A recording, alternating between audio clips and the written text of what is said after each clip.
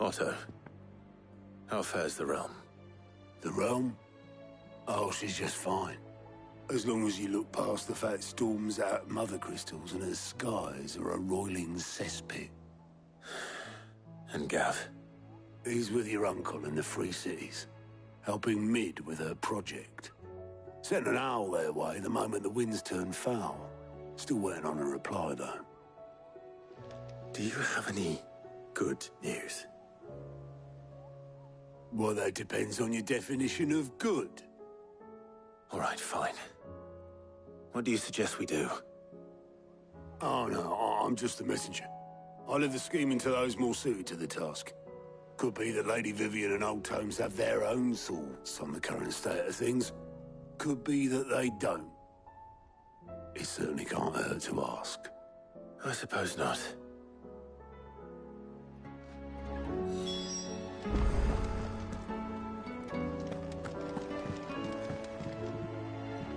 How is it that every one of your little excursions presages some inexplicable catastrophe? Not that you are to blame for the Dominion's fate. No one could have predicted the actions of the Crown Prince. I'm sorry I couldn't save your home. My countrymen are stronger than you think. A few toppled clock towers won't break their spirits. They'll be back on their feet in no time. I hope so. Look at us. Bluer than a pair of bog crabs. Tempting though it may be, sulking will not help us find a solution to this mess. You believe there's one to be found? I don't know. But I am certain we're more likely to find it if we first examine the facts.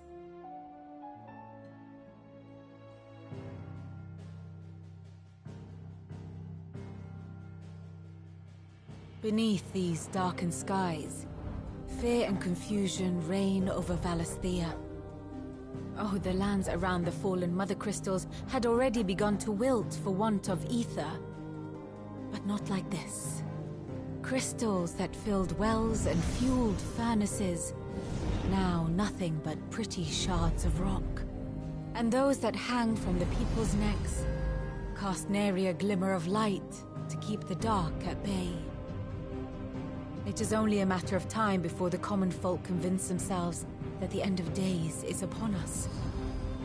Yet I fear a swift end is more than we can hope for. While most of the world thirsts for ether, the remainder drowns in it, spawning Akashic in droves. And amidst the hordes of mindless beasts, with magics as like to fail as function, even the strongest nation would falter. Rosaria and the Iron Kingdom teeter on the brink of collapse, while the tragedy in Twinside has all but paralyzed the Holy Empire. Dhalmekia fares little better.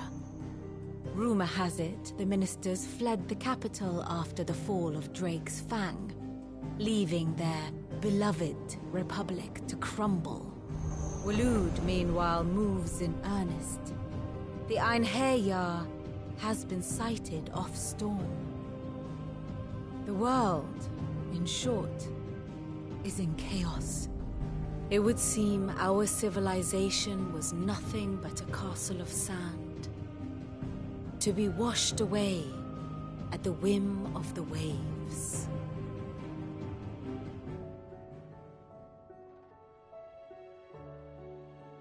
A castle of sand. Not my best flourish, but it seemed fitting. The reports I've received are considerably more blunt in their appraisal. Without the protection of their nations, it will fall to the people to defend themselves against those who would take what is theirs. Which is only ever going to end one way. Defending a farmhouse against a band of chocobo thieves is one thing, but pitchforks and palisades will do little to stall an army's advance. Should the King of Waloed deign to invade, there would be none to stop him. None but us.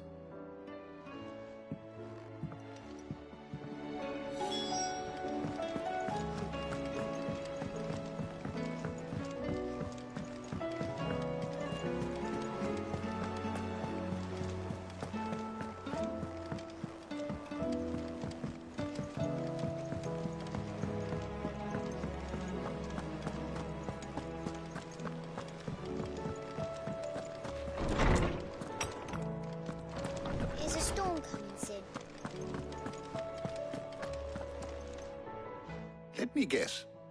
You're here about the skies. Is there anything you don't know, Lawsman?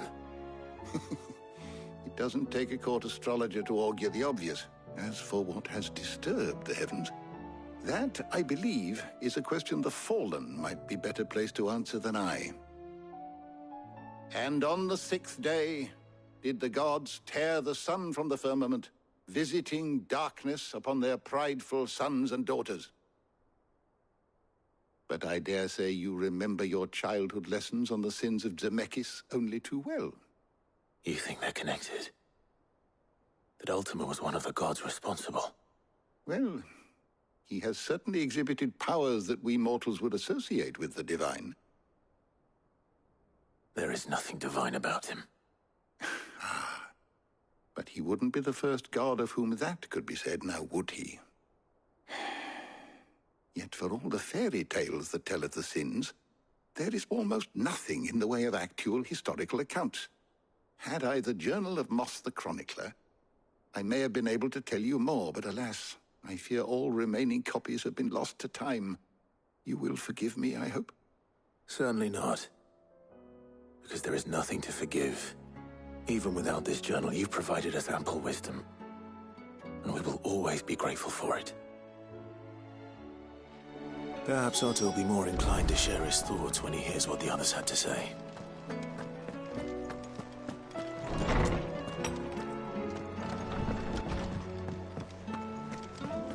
Seems the hideaway is lost its... Still alive, are you? Going purse weighing you down?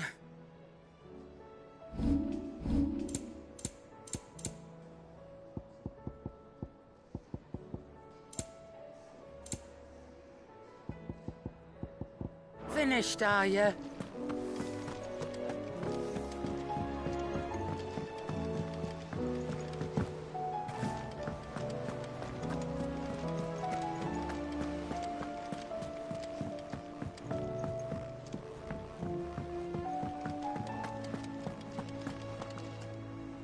Clive, we have a problem. Only one. That would be a first. It would. Actually, there are 3. We had as many owls arrive while you were at the shelves. Martha's got a Akashic out her gates, and talk of monsters roaming the hills outside of Northreach has put the wind up Isabel and her lot. And don't forget Dalimil. Lubor says the village was raided by bandits. When it rains... It fucking pours.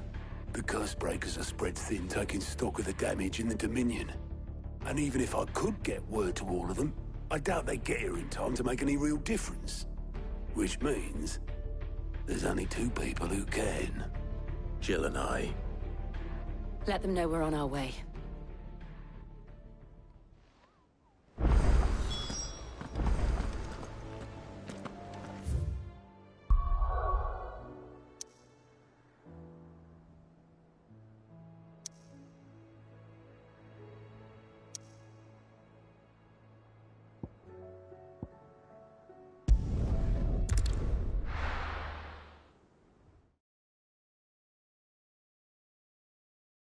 First we find Isabel.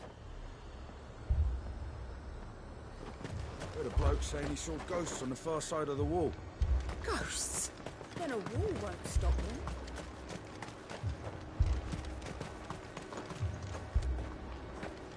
I saw it with my own eyes. Whole of all.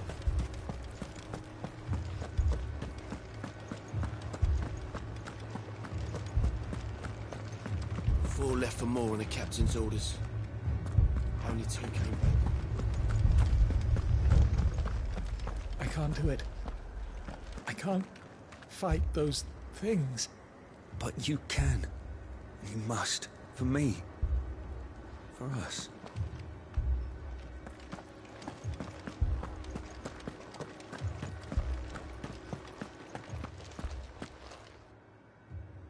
My lord.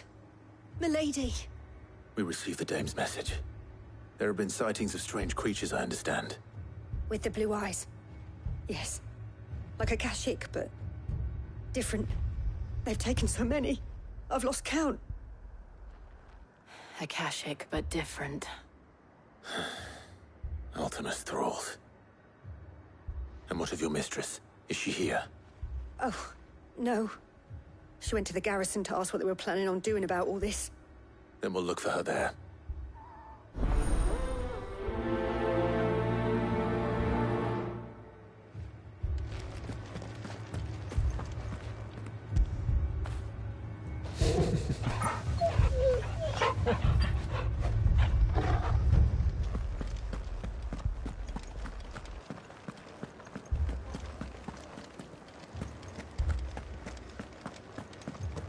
We could leave.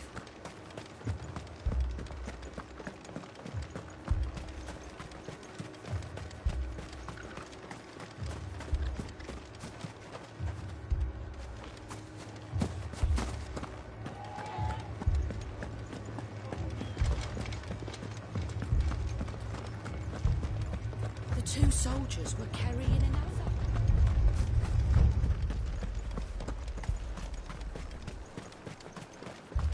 That thing, it took off the captain's head. Before we could even draw his steel. I'm not going back out there. You hear me? Fuck this!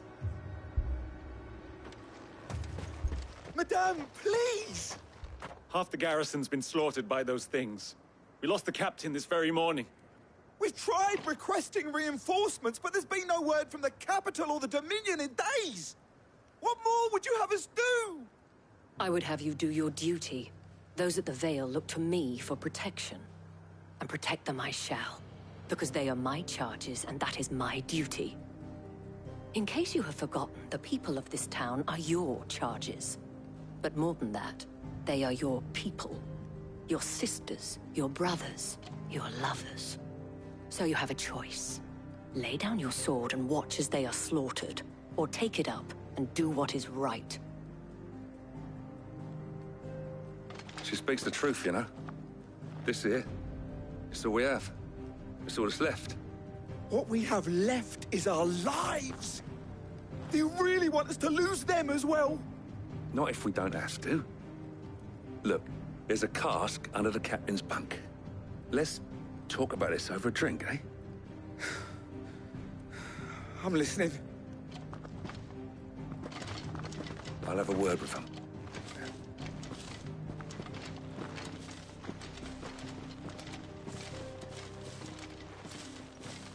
Ah, Clive. I didn't expect help to arrive so quickly. And sought to take matters into my own hands. It was a noble effort, but I thought you might still need some support. I'd like you to consider my needs. What we need to consider is where the creatures came from. The way the survivors speak of them, one would think they appeared out of thin air. And perhaps they did. It's hard to know what to believe these days. We'll talk to the survivors.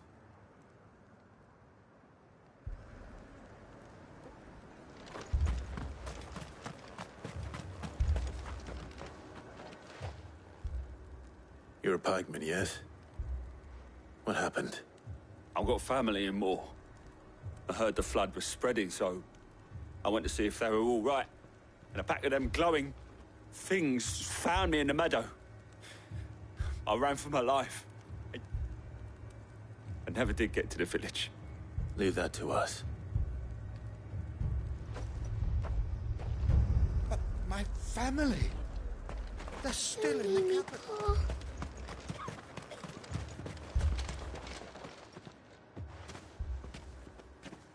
Did you see the creatures that attacked you? Creatures? Yeah, they came out of nowhere. They went for Joseph first, then me, and then they were just gone. Do you remember where you were? On the road from Oriflamme. We just passed Moor when... Where's my Joseph? It's all right. Just rest now. At least we have an idea of where the thralls might be now. We should head for more.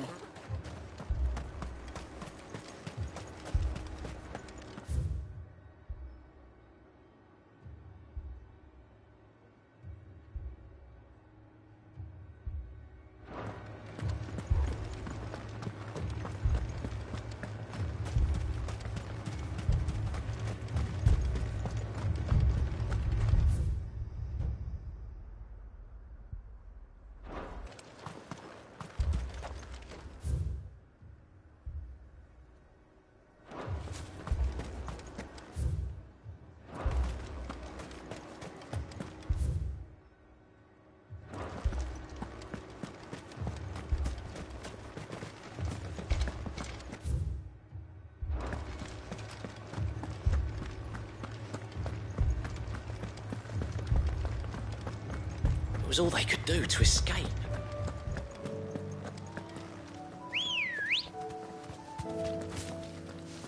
Let's go.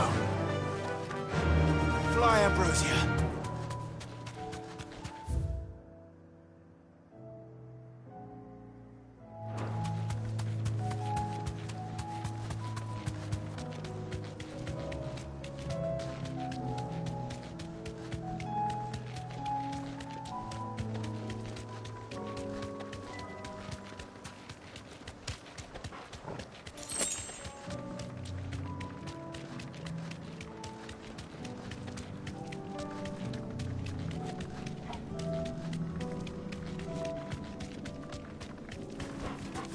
Thanks, Gal.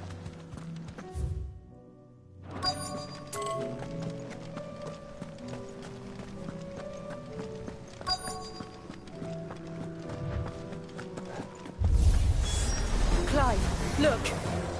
I see them. With me!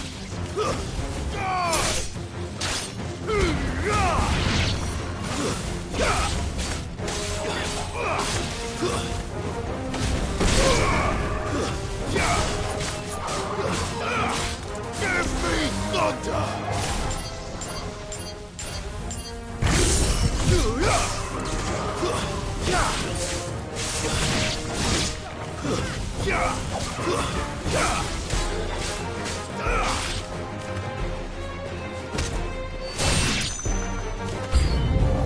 Should I prime?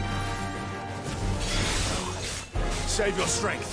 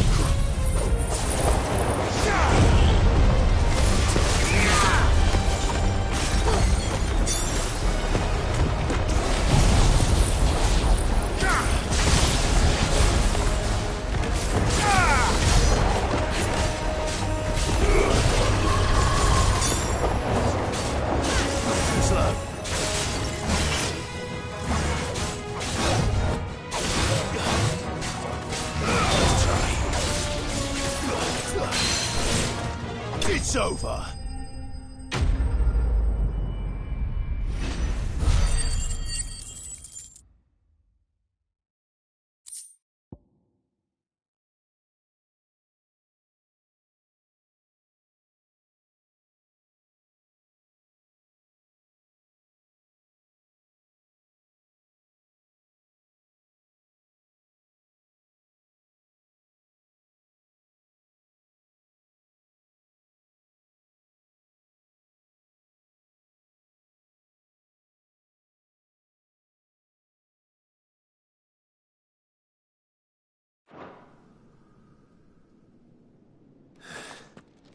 Do you think there are more?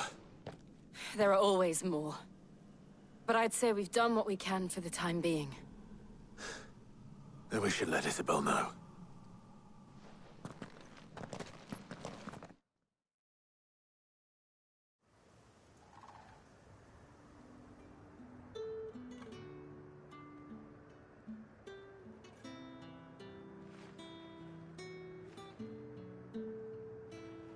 You have the town's thanks.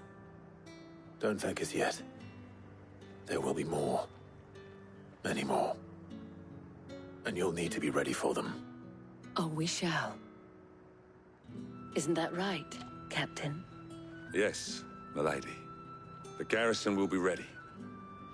Philippe here has convinced most of the men to remain at their posts. For now, at least. Hearing that the Dane would look kindly on any man who committed himself to the task certainly didn't hurt. It's not the most selfless of motives, I'll admit. But whatever it takes, eh?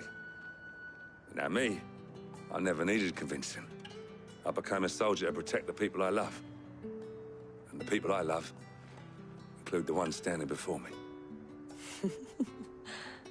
Handsome and chivalrous.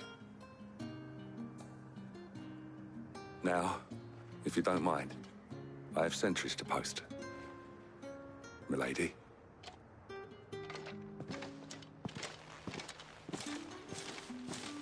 Lest you wonder, I'm not foolish enough to believe that this has solved all of my problems. But it has solved one, and that's one fewer than I had this morning. Thank you again, Clive.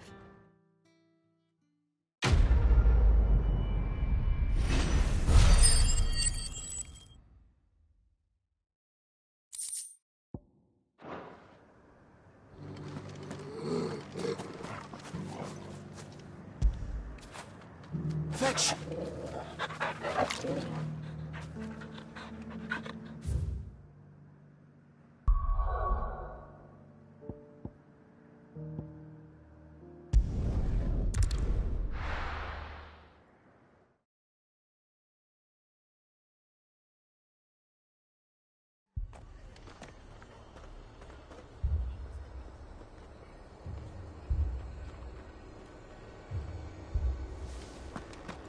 The Akashic attacked us out of the blue. And there's no telling when they might be back. You'd best keep that sword handy, Sid. This man's gonna die if we don't get him to a healer.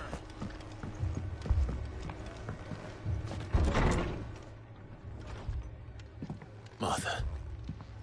It's good to see you. And you, Clive. Jill? Otto said you'd been attacked by Akashic. What exactly happened here? Those skies are what happened. Not long after they fell dark, we had our first visit. There were hundreds of them. Tried to storm the hill. Only a handful made it up here, but that was more than enough. The rest are still down there now. And while we have a few willing fighters holding them back, they're sorely outnumbered. What do you think, Clive? That we join the fight? I thought you'd never offer. Now, where I need you is the Fallen Gate. That's where the fighting is fiercest. Let the men know you've come to help. Something tells me they'll be pleased to see you. We're on our way.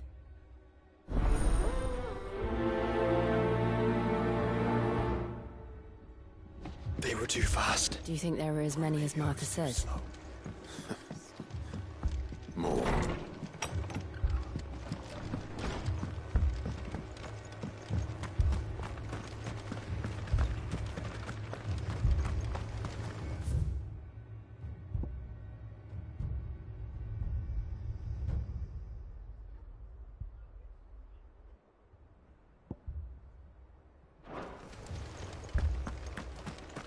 You don't think they've abandoned us, do you? Them not.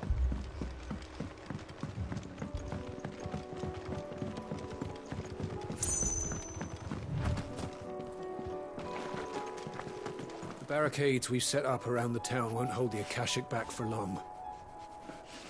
Might buy us a few moments to say our last farewells, though.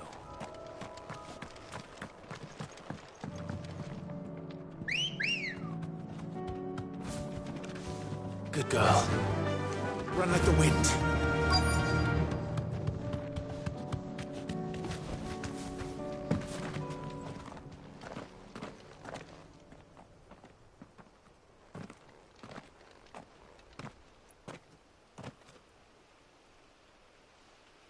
Clive, wounded.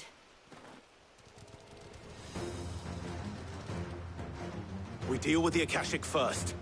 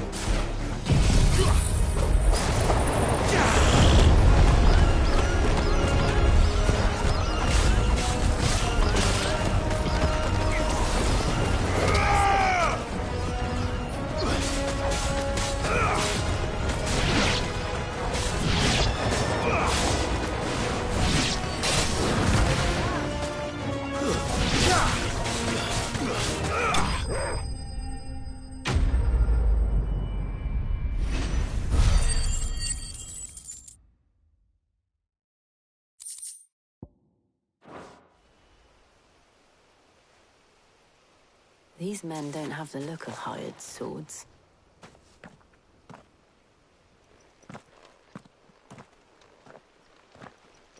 If you've come to rob this place... You are mistaken, my Lord Rosfield. We're here by Madame Martha's leave. How do you know my name? Forgive me, my lord. There wasn't time for introductions. We're with the Guardians of the Flame. Wade's men? But how did you come to be here? Where is your commander? Sir Wade left earlier with a scouting party to find out where the Akashic were coming from. Did he? Take your wounded back to the inn. Martha will see you're looked after. We'll join you anon.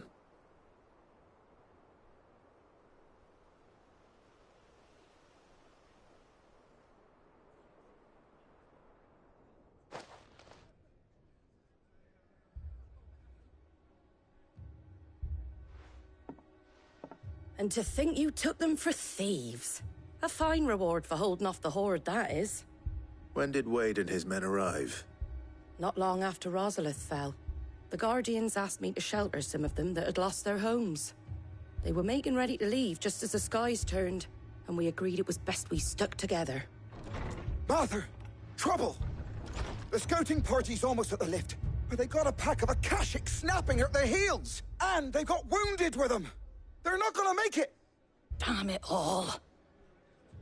We'll worry about them, Martha. You look after everyone here. If any can still fight, send them to the lift. I will. You two be safe now.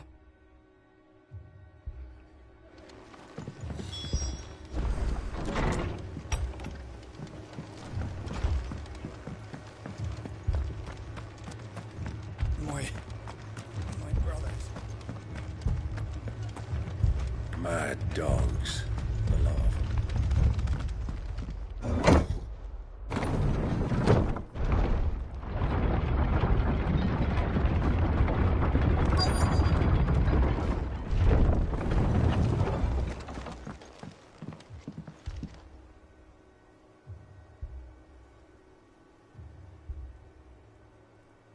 Squire, I need you to get those who can still walk up the lift to Martha's.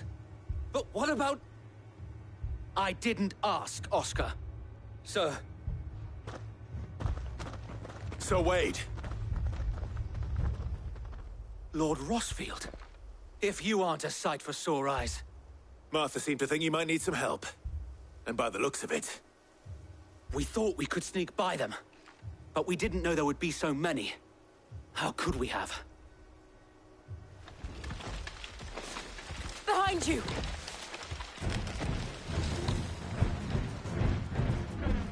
Damn it! We need to get the injured to safety. Do you think we can hold them off?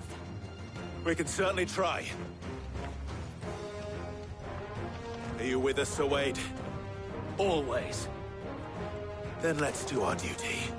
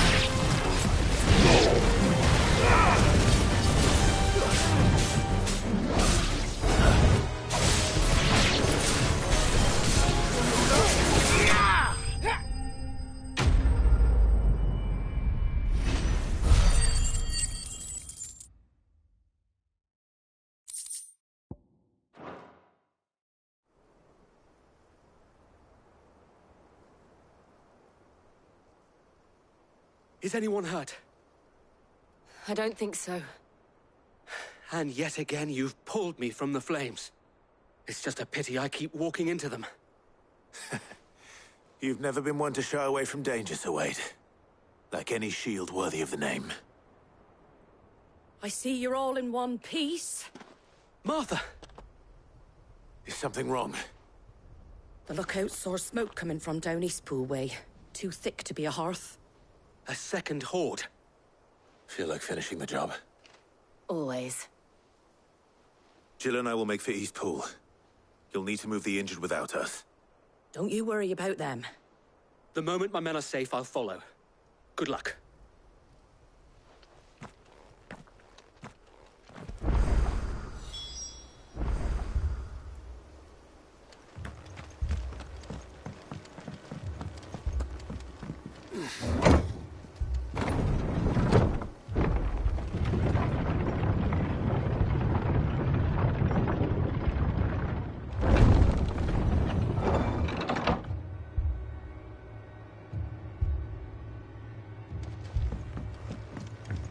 Mad dogs.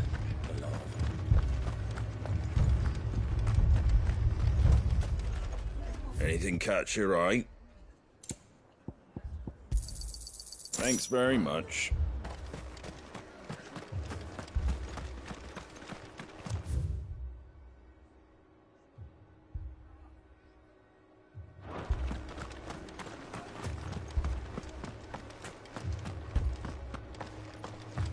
You don't think they've abandoned us, do you?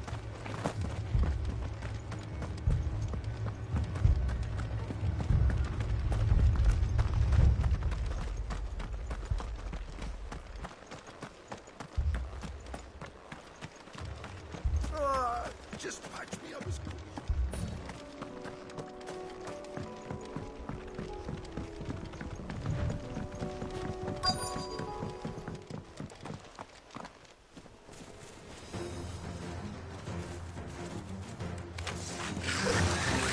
They're headed for the rest.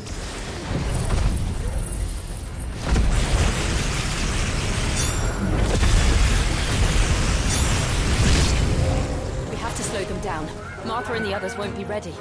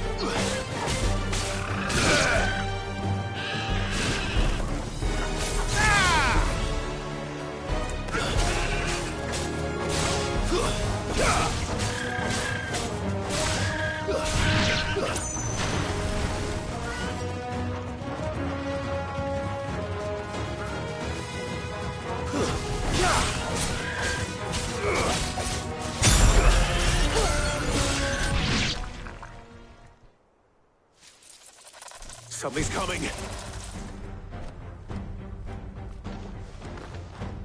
Apologies, my lord. Did I miss anything? Only the first round, so wait. Shall we?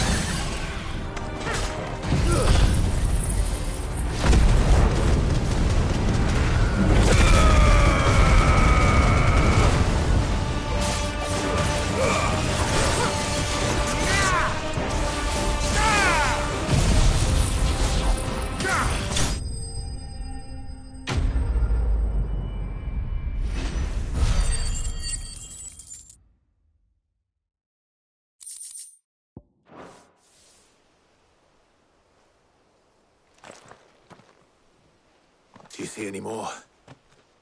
No. I think that was the last of them. But it won't be long before the next lot arrive. Then we make for Martha's while we can.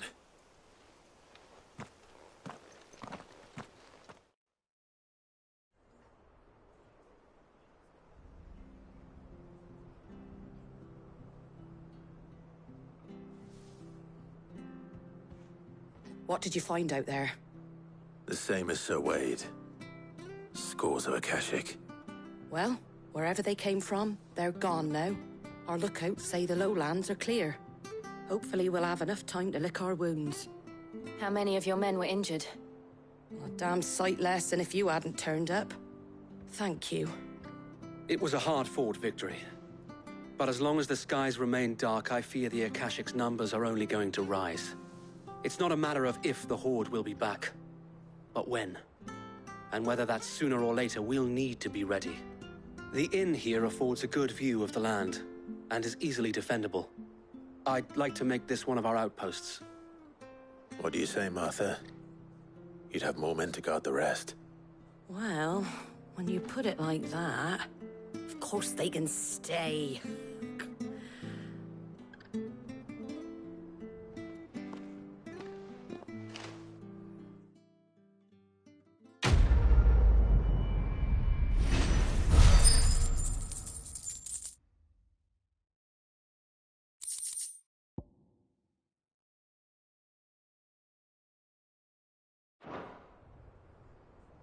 My lord, there's someone I'd like you to meet. Oscar, over here.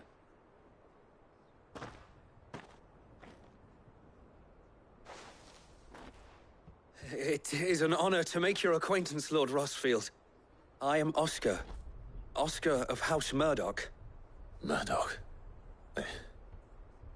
I wasn't aware the Lord Commander had children. Oh, he didn't. But his brother, my father, did. I am Sir Rodney's nephew. Well, go on, then. It's not for me to ask him. Yes, Sir Wade.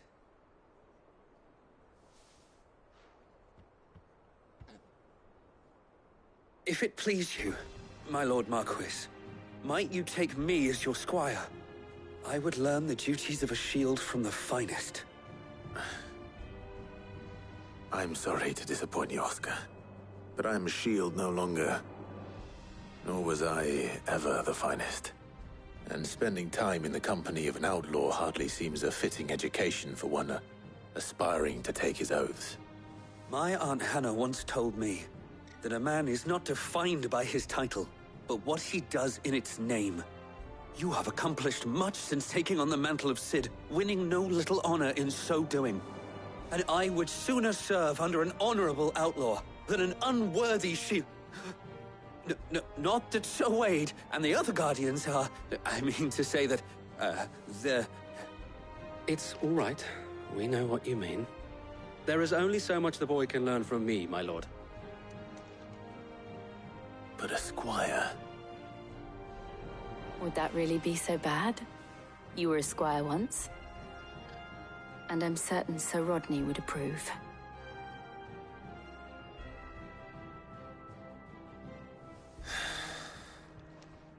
Know that I'll show you as much leniency as your uncle showed me.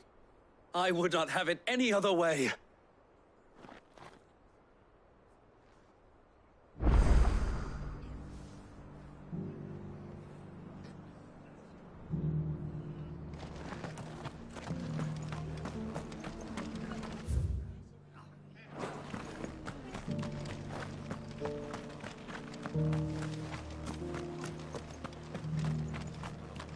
And some of your numbers serve to shield.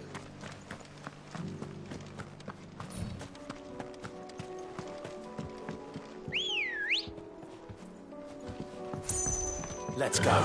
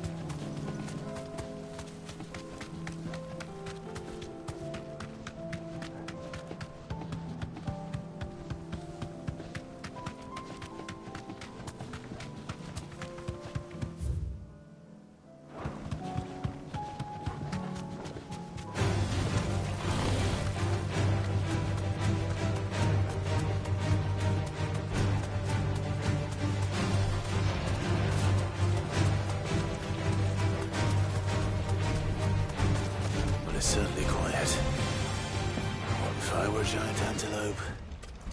It would seem like just the place.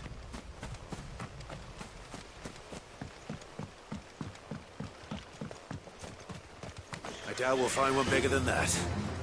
You hungry, Torgal?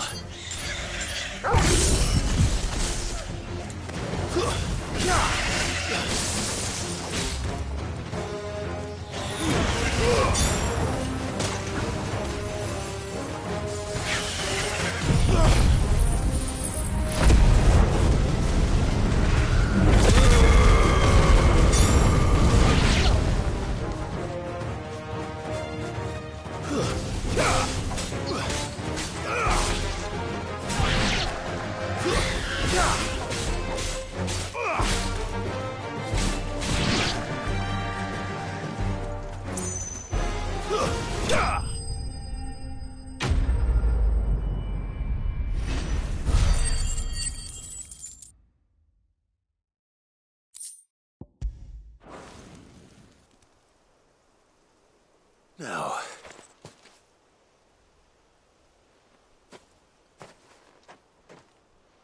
will it be enough, I wonder?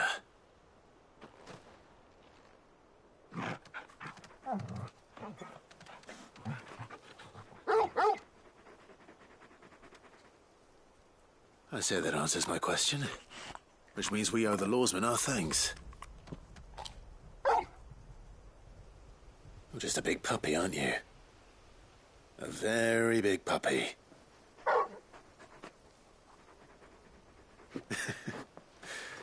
You do know you can take that with you, Torgal. Lady Karen will be relieved to hear you've got your appetite back. Come on, boy.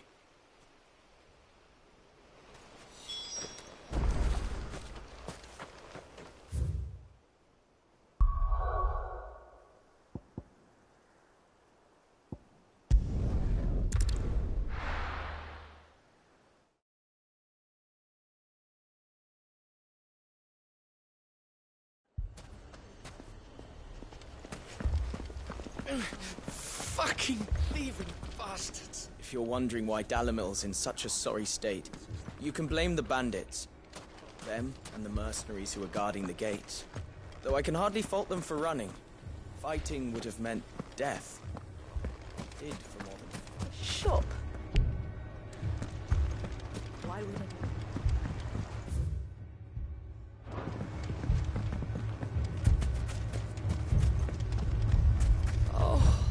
I'm ruined. Cid! Oh, your new companion appears much more formidable than your uncle. Should I be worried? Ah, you haven't been introduced. Jill, Clive has told me much about you. All lies, I'm sure. Your Stolas said that Dalimil has a bandit problem. Indeed. Although, you're a little late. They left with our food and guild days ago. Any idea where they went? The desert's a big place. Your guess is as good as mine. But the fact is, I have more immediate concerns. What did you say to me? What did you say? Ah, as if by magic. Let's just say we've yet to reach a consensus about how to solve Dalimil's little problem. And at this rate, it won't be the actions of the bandits which prove to be our undoing. It will be our own. I've tried reasoning with the dissenting parties, but even the Desert Hare has limits. Perhaps we could talk to them. What makes you think they'll listen to us? What makes you think they won't? She makes a fair point, Cid. And you won't have wasted much of your precious time if you fail. They're just across the courtyard.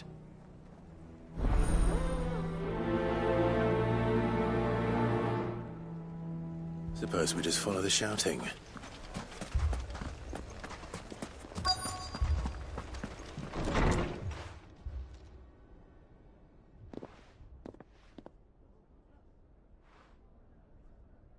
You wouldn't talk like that if it had been your men whose throats were slit. Blood for blood, it's the only way. We hire mercenaries and have them mount the bandits' heads on our walls as a lesson to the rest. And what happens when those mercenaries are slaughtered like your men? Are you going to hire more? We're better off using that coin to buy food and supplies. If we hire mercenaries, the only thing we're buying is the bandit's ire. And you cannot fill empty bellies with that. Do you hear me? But what happens when they come back? Maybe it'll be your throat that's slit. That's enough. Both of you. Any more of this and I'll throw you out myself. Come back when you're ready to talk like adults.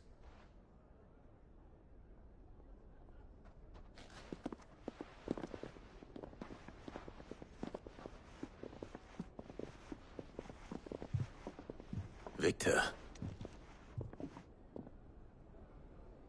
What's he doing here? Cid. And Lady Jill. What brings you here? I was about to ask you the same thing. Costness is in chaos, and the markets have all but ceased to operate. The Briar's Kiss here in Dalimil is the only place I can reliably obtain supplies. I was here to do just that when Master Lubor told me of his troubles. He thought I might be able to talk some sense into these fools. But if you're here, I suppose his patience must be waning. Who are those people? Those were the thorns in Lubor's side. And the reason this place might be headed the same way as Costness. It's these accursed skies. The darkness is enough to drive a man to madness. Or an entire city, for that matter. We're still working on the skies. But in the meantime, perhaps we can find a solution to Dalimil's problems. I hope so. For all our sakes.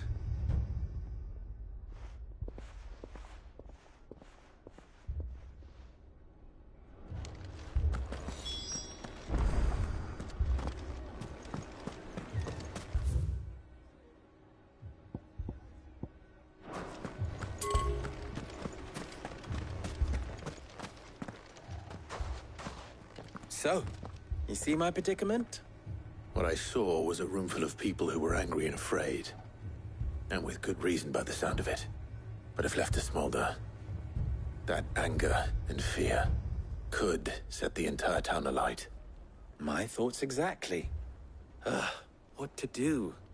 Both sides wish to protect their homes and livelihoods, if only they could agree on how. But as long as they are divided, we are vulnerable. And if there's one thing bandits like, it's an easy target. What would Cid the Outlaw suggest? Well, if it were my namesake, he'd let them choose for themselves, and be on hand to pick up the pieces when it all went wrong. That sounds like a recipe for disaster. A recipe for disaster is precisely what it is. But perhaps that realization would be enough to make them question the ingredients. While it's plain neither Conrad nor Natalie will countenance the other's proposal, it may still be possible to make them doubt their own. Before presenting them with a third option. And that would be? To pool our resources and save the city ourselves. Why fight each other? When all that fear and anger can be directed at the bandits. It appears we have a plan of action. Victor, pay Conrad a visit. See if you can't convince him of his folly. I'll speak with Natalie. As you wish. Your faces are not well known in this town. That may prove useful. Don't worry, Victor and I will do most of the talking. You need only play along. Play along? What he means to say is yes.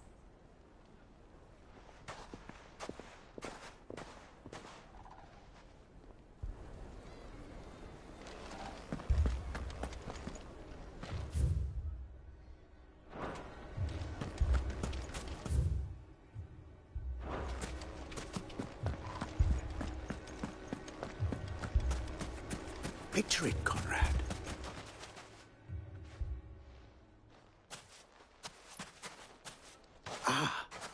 Here she is. The Lady of the Spear herself. Conrad. May I introduce you to Jane, commander of the Red Wings, the oldest mercenary guild in the Free Cities. A pleasure, my lady.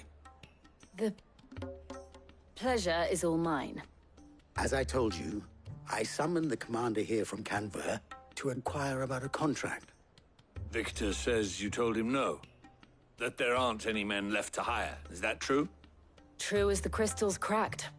Nobles came and claimed every last one worth his salt. And not just from us Red Wings. You know of the 7 high houses. There must be 200 swords assigned each one. Granted, we have a few boys left. If it's boys you're looking for. Well, Conrad, are you saying that Dalamil's finest cannot defend this town better than a gaggle of unblooded striplings? That a band of beardless youths could better avenge the deaths of your brave men than you yourselves? Absolutely not. We'll show those bastards who they're dealing with.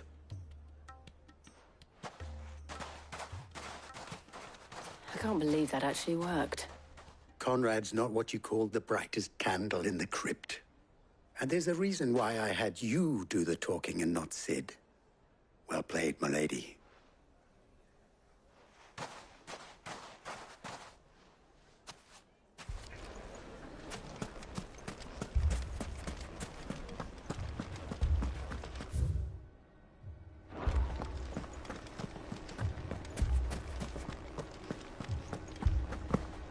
Mummy, I'm scared. If I had my pickaxe, I would... I mean, it may still be possible to buy something. Ah, here he is now. Natalie, allow me to introduce Lord Underhill of Randalar's prestigious League of Merchants. Lord Underhill. At your service. Underhill? I was just telling the good lady of our conversation, my lord, and how you were lamenting the state of the capital's stores. Lubor says that not only are the granaries almost empty, but that war and the Blight mean this season's harvest won't be enough to fill them for winter. Indeed, certainly that is the case. The nobles in the capital are buying up the city's stocks of barley and wine, driving the prices higher than most commoners can afford. It is only a matter of time before the peasants revolt. It is worse than I thought. If what Lord Underhill says is true, I fear we have little hope of supplementing our stores, meager though they regrettably are. And while I applaud your endeavors to dissuade our more bellicose citizens from seeking vengeance, I sense Conrad is not wrong in his assessment of the bandits' likely return. Which means that now, more than ever, we will need to secure what little we still have. Food, weapons, herbs, everything. If our humble town is to endure not only this hardship, but those that are certain to follow, we must stand united. All right. If it will help to protect my home, I'll do it. But you needn't have gone through this charade.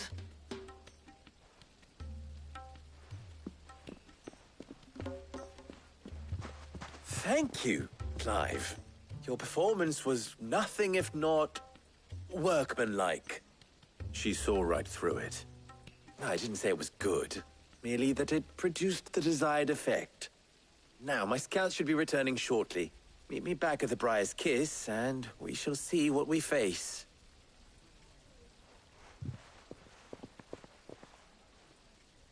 I'm not convinced our roles in this ruse were entirely necessary. I don't know. Conrad seemed quite taken with you.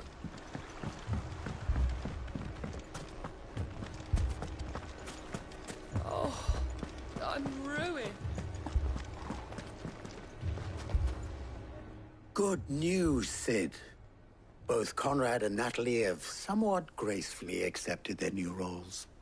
With time, they may even learn to Time no longer appears to be the luxury it was before lunch.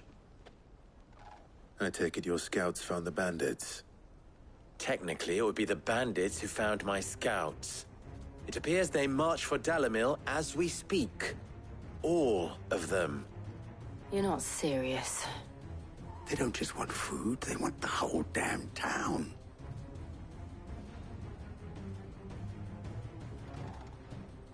I have a favor to ask.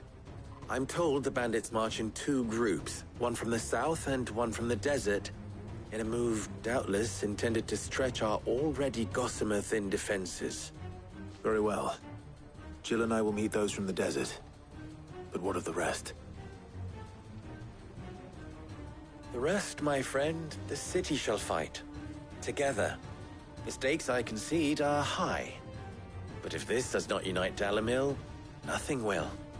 That is a lot of faith to put into those who had their hands around each other's throats but a moment ago. Then it will be for us to see that their hands are kept occupied. And I do mean us. I thought you might say that. We'll hold them off for as long as we can. And we will do the same.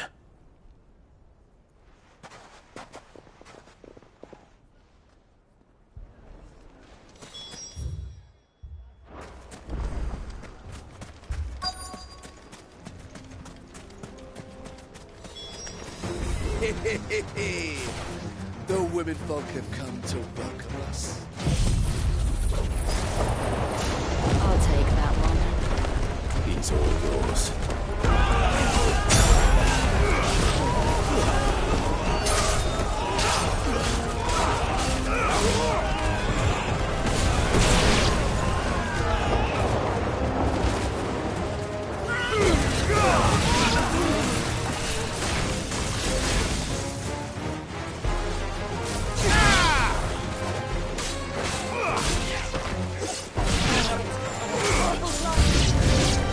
They mean to overwhelm us.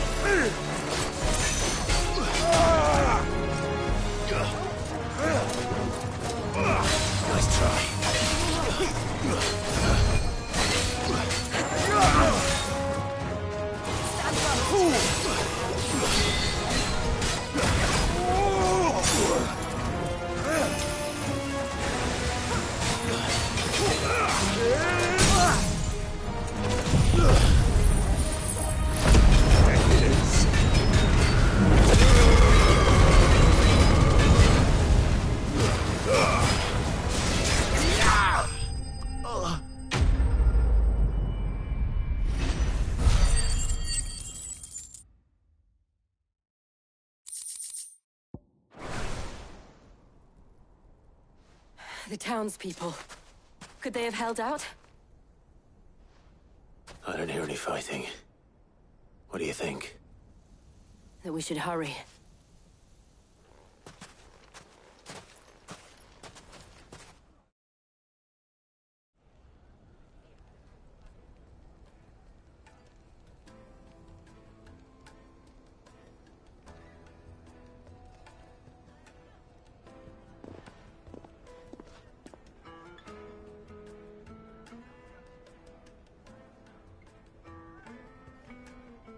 Natalie, I owe you an apology.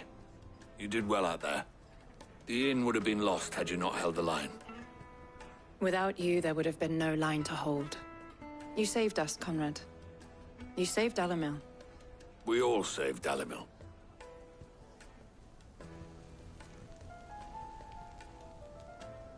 Conrad seems to have had a change of heart.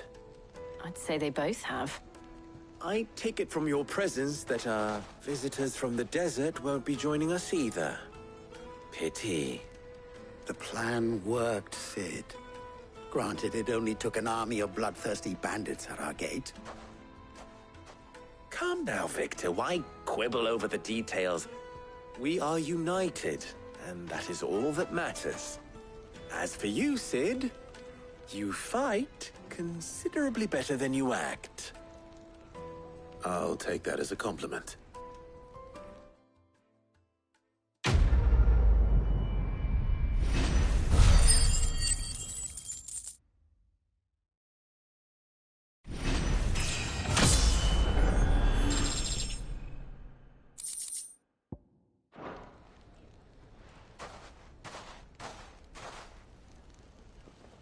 Our friends seem to have things under control.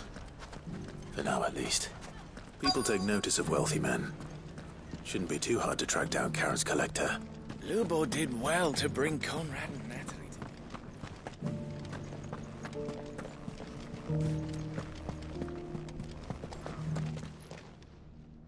My reputation will be ruined! Ruined! Calm yourself, Lord Ignac, I beg of you, before you do yourself a mischief. Pardon the intrusion, but... Out! Get out!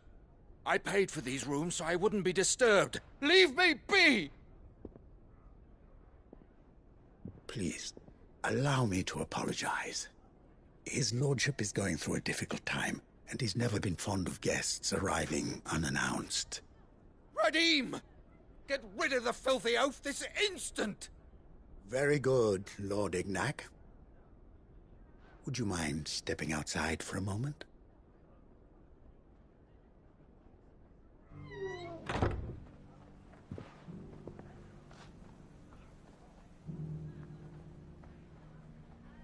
I'm sorry if I've caused you any trouble. That? Oh, no. That's just how his lordship is. Though the morning's events have left him somewhat fractious. He has been dispossessed of his luggage, you see. The thieves also made away with a considerable amount of coin. Coin the innkeeper will soon be keen to collect. I don't suppose a certain blade was among the stolen items. A single-edged sword. It was purchased from a merchant friend of mine. Ah, you know Lady Karen. Yes, I'm afraid it was. Then I'll retrieve Lord Ignac's luggage. But I have one condition. You have but to state it. You are welcome to anything that is within my power to grant. I want an audience with Lord Ignac. A few minutes should be enough. Then I'll be on my way. A condition I would be a fool to refuse. Of course, you shall have your audience. I don't suppose you saw where the thieves went? I did not, no. Though some discreet inquiries made on his lordship's behalf mean that I know where you might find them. The bandit's bed. Every ill-gotten coin in Dalimil is said to pass through that disreputable corner of the Valcroy. And that's where I'm heading. I shall speak to Lord Ignac in your absence, and arrange for an audience upon your triumphant return. That will be very kind of you. Farewell, and best of luck.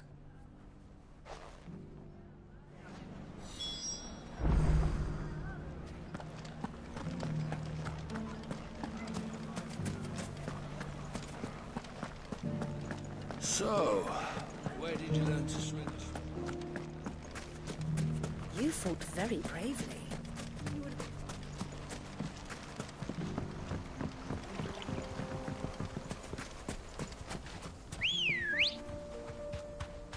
Ready, go? Faster!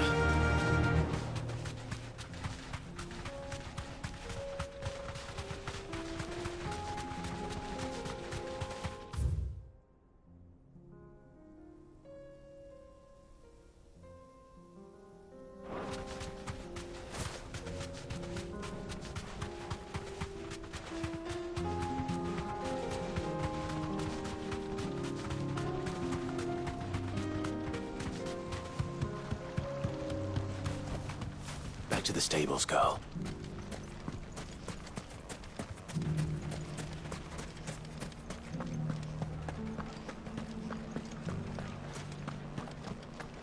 The bandits may be no more, but look what they've left us with. We'll have a hard time putting this back.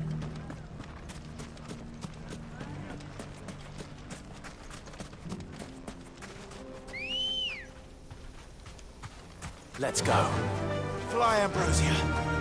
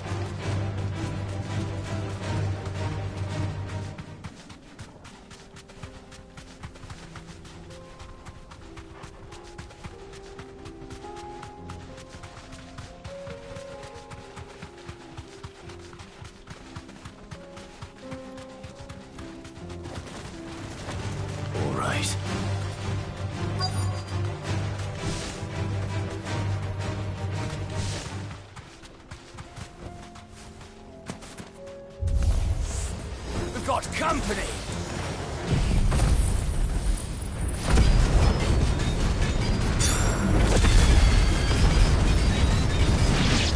Come on, lads, let's tear the bastard's head off!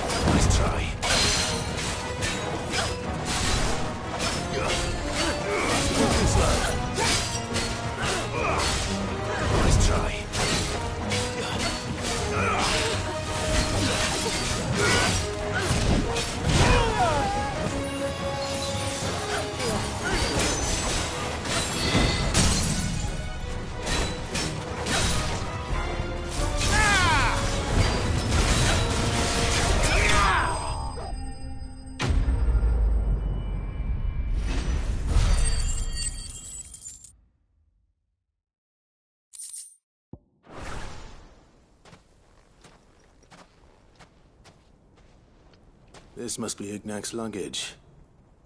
Nothing seems to be damaged. All right. Let's get it back to Dalimil.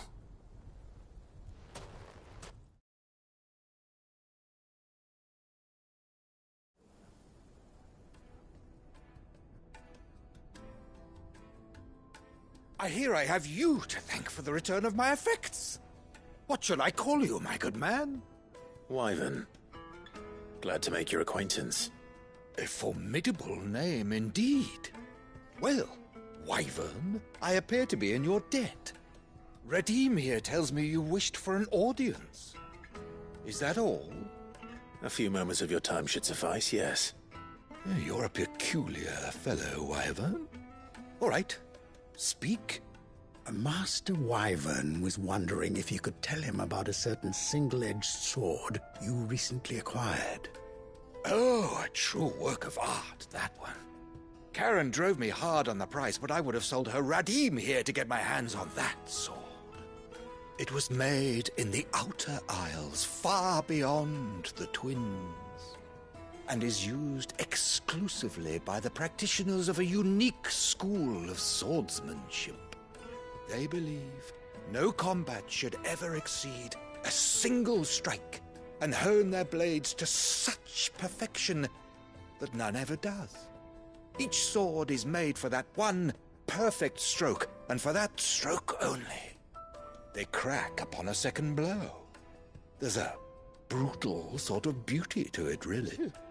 But how do they hone such an edge? Fine question. Why, they use a whetstone, of course. Whetstones, rather. A whole array of them, ranging from the coarse to the fine. 10,000 licks with the sharpening stone, then 10,000 more. But it is the final stone which lends the blade its legendary sharpness. A mineral quite foreign to this great realm of ours. And that is the key. The secret ingredient. Wyvern, it occurs to me that my little lecture is hardly equal to services rendered. Take this, together with my regards. The very stone of which I spoke. Far rarer among collectors than even the blade itself, and a far more fitting payment. Thank you. Pardon the intrusion, my lordship. However, it is long past time we prepared ourselves to depart. So it is. I am locked in bitter competition with a rival collector of curiosities. I am one step ahead of the unscrupulous scoundrel, but he is hard at my heels. Are there many other collectors out there? Too many to count, but only one do I consider my nemesis. Lord Byron Rosfield. And is a perennial thorn in my side. I can imagine. Farewell, Wyvern. May our paths cross again. Radim, we mustn't dawdle.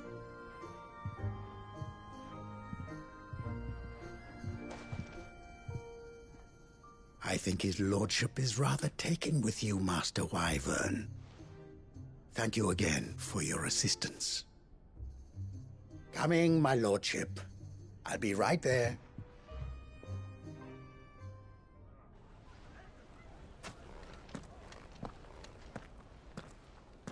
Trust Uncle Byron to find such an interesting rival. Now, let's see what Blackthorn makes of this whetstone, shall we?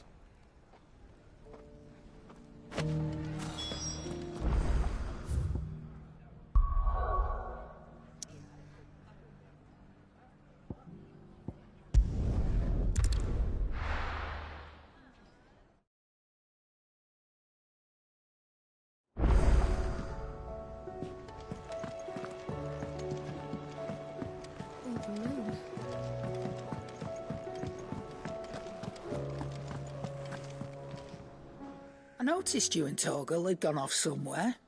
Take him for a walk, did you? You could say that.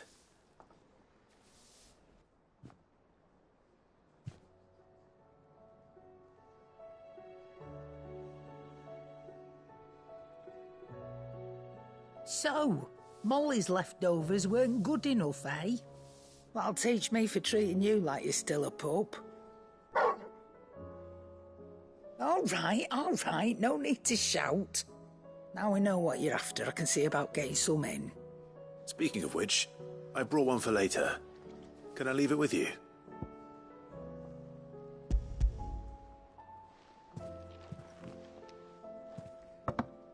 You can, aye. I'm nice like that. In return, you can thank Tomes for me. The bloody know-it-all. I was just on my way to see him.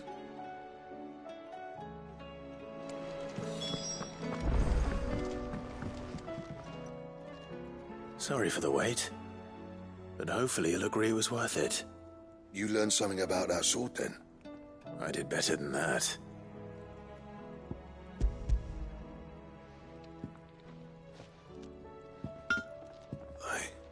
A whetstone? Yes. But not one you'll find anywhere in Valisthea.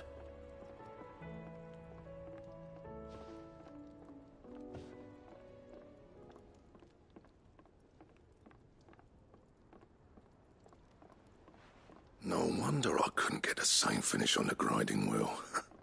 One hit and all done, eh? Might not be so bad if all you ever fought were duels. Good luck on the battlefield. Your second opponent would be your last, no matter how good you were. Even so, is there some way it could be used to give the Cursebreakers an edge? I think so, yeah. With this whetstone and the right kind of steel, I could probably even make a twin of the blade that rattled me. But there'd be no replacing this little rock once I worn it down to a sliver. I reckon we get a dozen swords from it, if that. Swords that the Cursebreakers wouldn't know how to wield properly, and that would see them through a single fire piece. Nah, no point trying to copy that thing. Be about as much use as a wax anvil. But finishing our blades with a whetstone this fine, now that's something to consider. And what's finer than fallen masonry, eh? Or more hard-wearing, for that matter. Just imagine it. Good Valisthean steel with an edge as sharp as any found in the Outer Isles. I won't make a copy, nah. I'll make something much better. I'm sure the Cursebreakers will be delighted. Just don't push yourself too hard. Don't you worry about me, Sunshine. I've been working day and night since I was half your age, and I'll still be here when you're long gone. Hey, thanks, Clive. I mean it. I owe you one, August too. It's good to know someone's looking out for me. He'll be happy to hear you said that. And I'll see that my debt to you's paid. First new blade I make's got your name on it. You come and find me when you've got the materials. All right. I will.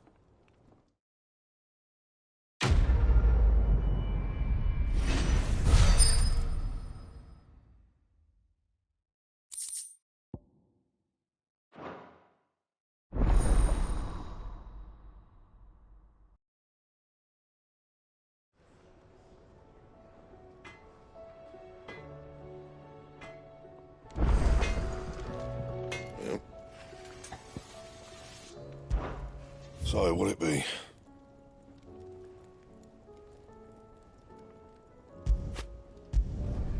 Not bad, if I do say so myself.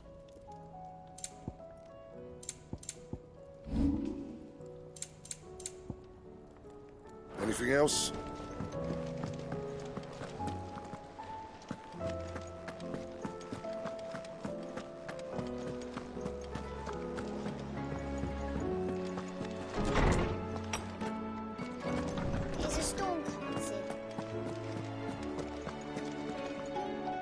Ah, Clive. Were you able to locate... We were indeed, Lawsman. You pointed us in exactly the right direction. And Torgal's been a very happy hound ever since. Very good, very good. Lady Karen sends her thanks, by the way, for your part in solving the mystery. Ah. But that reminds me. After your last visit, I found myself pondering Torgal's talents. Do you recall our conversation concerning Lady Jill's role in Torgal's transformation? About how she somehow woke the power within him. Precisely that. A reasonable conclusion, I thought. But one which raised certain questions in my mind. You see, the Fenrir of legend served Shiva and Shiva alone.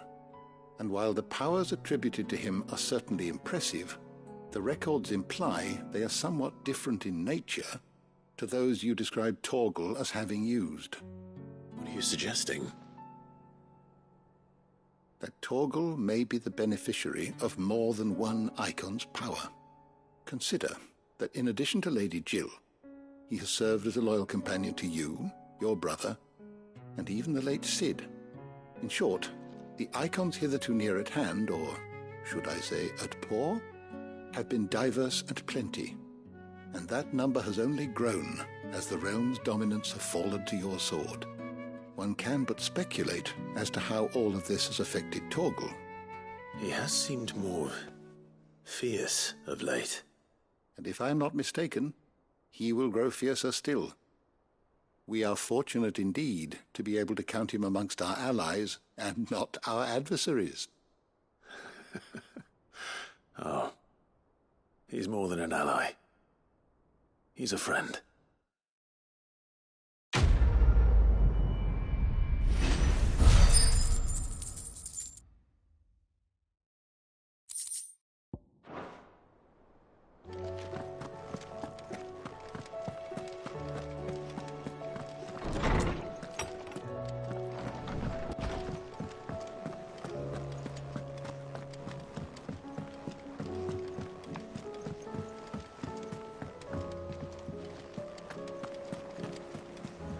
A use claiming kindred with your old command.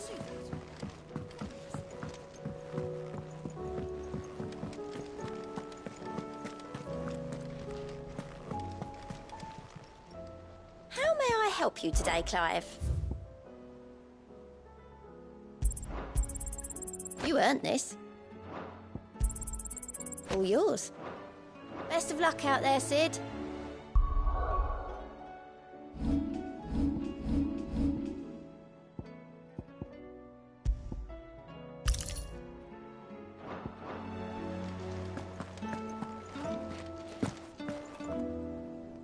Was wondering when you turn up. Had owls from all our friends thanking you for your timely intervention. How is it you always manage to arrive at just the right moment? Luck, I suppose. Any word on the rest of the realm? Let's see. Storm's still crying out for mother crystals. The nations are still in chaos. And the skies are still the colour of a kick in the kidneys 2 days on. So... Right. Clive, we knew this was going to happen. Well, not the bleeding skies part, but you take my point.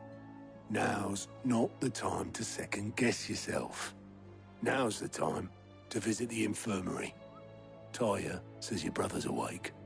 Thank you, Otto.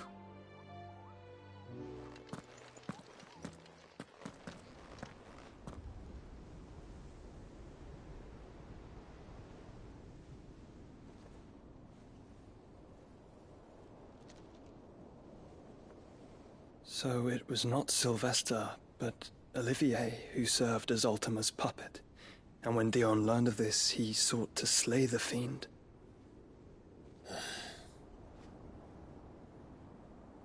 Only for his father to take the spear that would have freed him. Enough to drive a man to madness. Small wonder he hasn't stirred. I would be afraid to wake.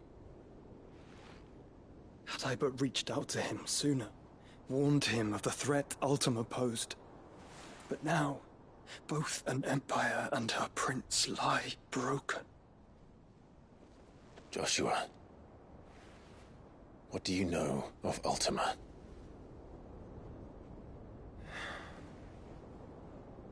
Very little, I'm afraid. Despite my best efforts. 18 years ago, as I lay buried beneath the rubble of Phoenix Gate, 'twas not death who came for me, but another. And it was while in my rescuer's care, I first heard of Ultima. I've been chasing his shadow ever since. Ultima is driven by some deep, dark purpose, and for whatever reason, it would seem you are crucial to his designs. He will stop at nothing to have you, even if that means toppling an empire. But why me? What possible use could I be to such a creature? That is one of many answers that have eluded me. Yet, I am certain of this. It is not mere chance. You were chosen for a reason. All dominants carry within them the might of an icon. Nigh limitless power that is at once acutely limited. I wield fire, and only fire. And I only ice. 8 wardens for 8 elements. But you, Clive. You are different. You're special. Your abilities begin with the flames of Ifrit. But they do not end there. The fact Ifrit can even exist goes against everything we thought we knew of dominance. Perhaps Ultima has been waiting for one such as you, whose potential is truly limitless. I've encountered that thing several times now. If it or he, as you say, needs me, why hasn't he claimed me as he did the boy? Were I to hazard a guess, I'd say the two of you are somehow incompatible. His mind not properly attuned to your body. His mind? Mind, awareness, spirit, call it what you wish. But I believe Ultima to be an embodiment of the concept. It is why I struggle and fail to contain him here inside me. I'm sorry. Inside you? With every setting sun, I feel my strength wane. And though the Phoenix's flames mend the prison I have made for Ultima, they do so at a cost. We must find a means to bring an end to him before I meet my own. What were you thinking? It was that or let him take Clive. And I've always had a soft spot for my brother. But that doesn't mean you should sacrifice yourself to save me.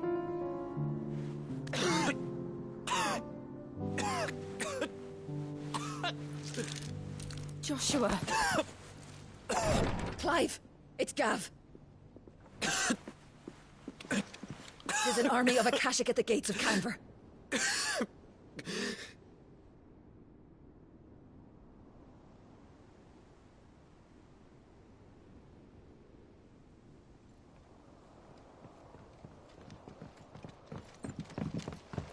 Well, what's the short of it? I thought Tyre told you. The capital of the Free Cities is under siege by an army of monstrosities. The City Guard are doing their best to stem the tide, but numbers ain't on their side. What of Lord Byron and Mid? Were they able to escape? No, but they're all right for now. They're hiding with Gav at midship. We have to get them out of there. And we shall. Otto, prepare a Stolas. Tell Gav to stay exactly where he is. Understood. Vivian, what's the swiftest route to the Free Cities? That sounds like a question for the map. Look here. This road, through Tabor, should provide the least trouble. Good. What a coincidence. Tabor is exactly where I'm bound. Joshua, Bed is where you should be bound. You don't think I told him the exact same thing? Were Tyre not such a talented healer, I would surely have been inclined to agree. But, thanks to her ministrations, I feel I may safely rejoin my attendant, who was to wait for me in Tabor if we became separated. All right, we travel together. Clive! If he stays close to me, he'll be fine. Thank you, brother. I'll look after him.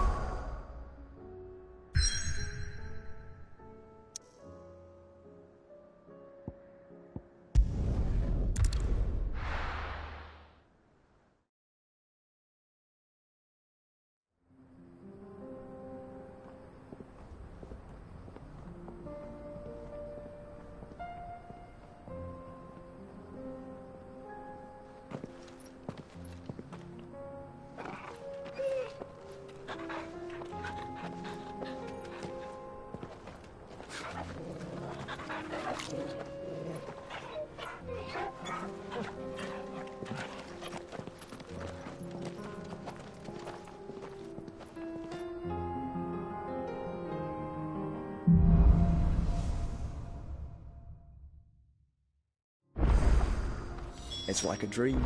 The four of us out walking like we used to. Enjoying this, are you? Gav and the others could be in danger as we speak. You're right. I'm sorry. Yote is a fine scout. If Kandel was attacked, she will already have begun gathering information. Tabor isn't far. We should pick up the pace.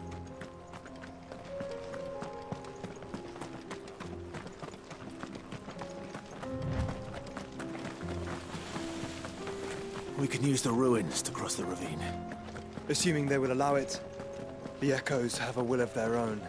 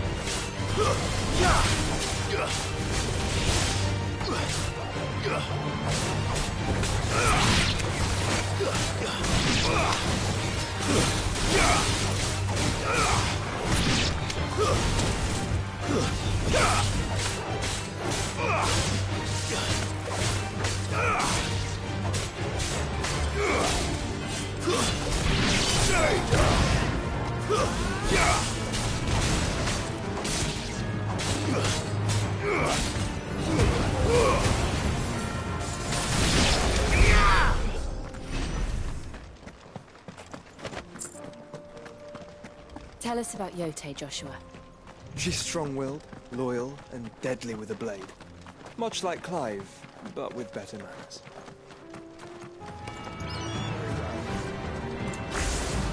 To me, Flames!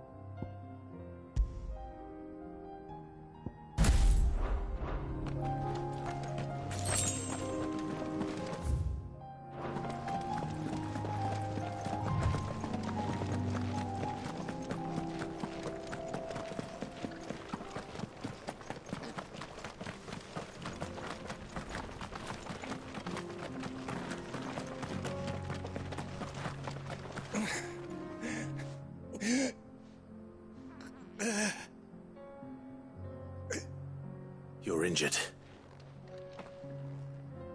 What happened here? Where are your comrades? The ether flood up ahead. It swallowed our camp while we slept. My own men did this. Turned every last one of them. There's a village not far from here. Tabor. The people were kind to us. It's only a matter of time before they won't stand a chance. We can't let those monsters reach the...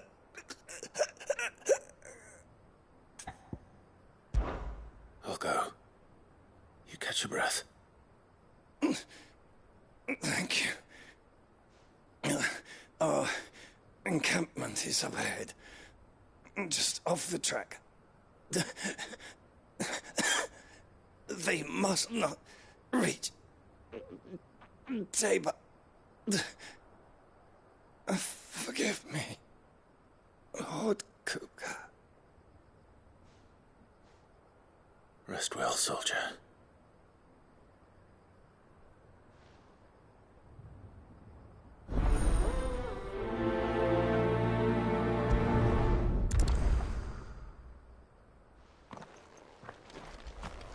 You said the encampment was close. Let's hope the Akashic are still there.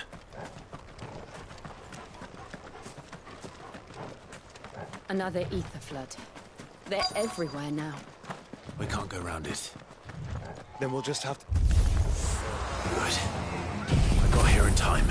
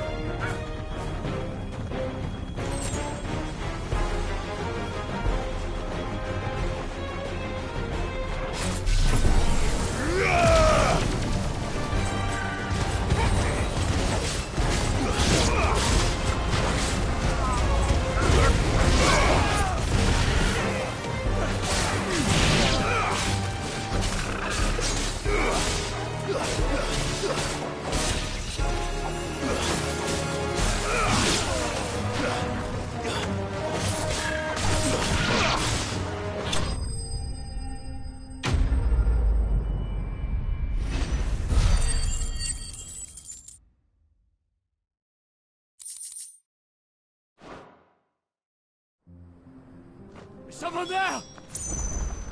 Please, I can't move my leg! That doesn't sound like an Akashic.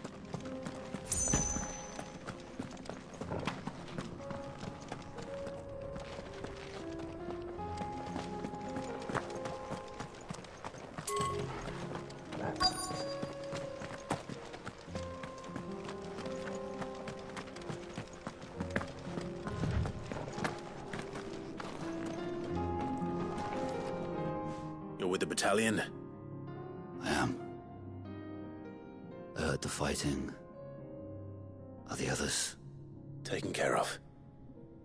One of your brothers in arms told me what happened and asked for help. Another survivor? Where is he? Tell me. His wounds were too deep.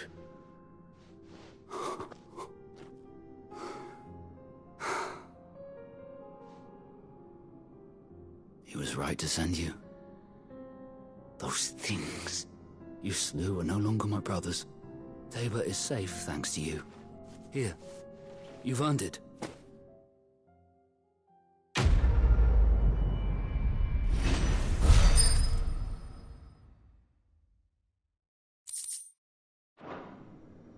You seem familiar. Have we met? You must have me confused with someone else.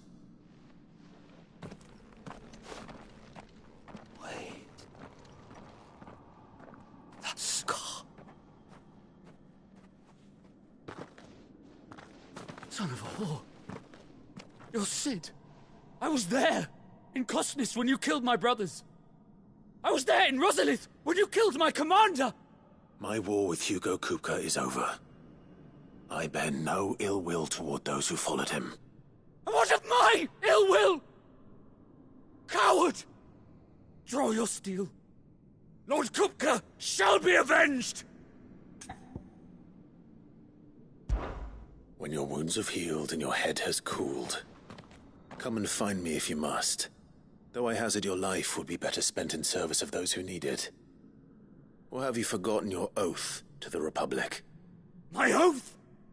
What would you know of oaths? I know how hard they are to keep.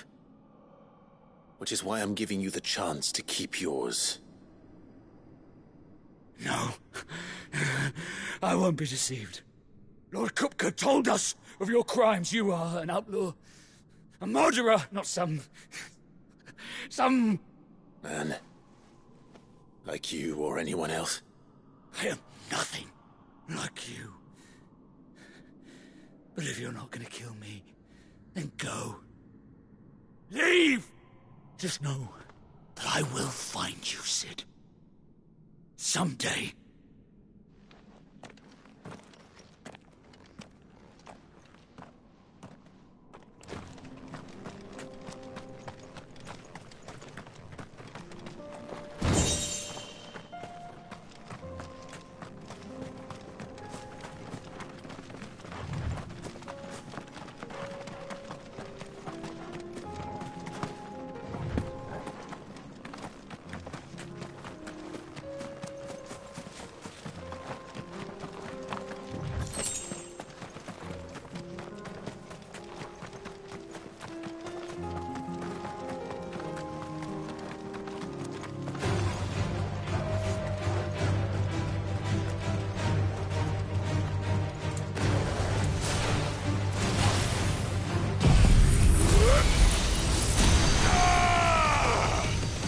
It's over!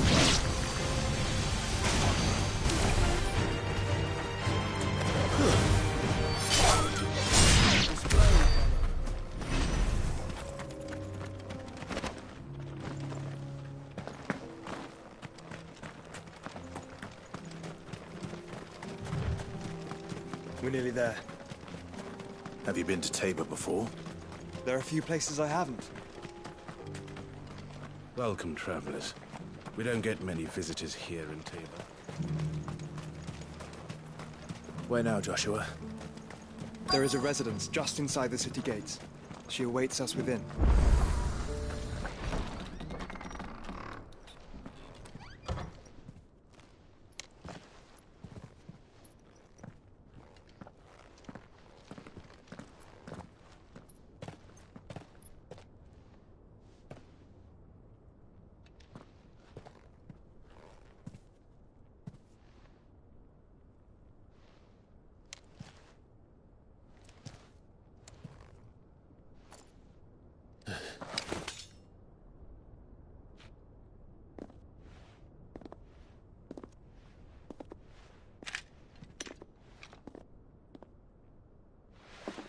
My Lord Marquis, it is an honor. I am Yote, Knight of the Undying, charged with the protection of His Grace Joshua Rosfield, Keeper of the Flame of the Phoenix. Of course. It all makes sense now. Would you care to elaborate? The Undying are loyal servants to the ducal throne. Or more specifically, to its heir. They have served our family for generations, albeit from the shadows. Since their inception, they have been tasked with the preservation and enactment of the rites of ancestral communion. After the events at Phoenix Gate, it was the Undying who delivered me to safety. And since the day I left Rosaria, Yote has been my constant companion and protector. Without her sword, I would not have survived my journey across the realm. Rise, Lady Yote.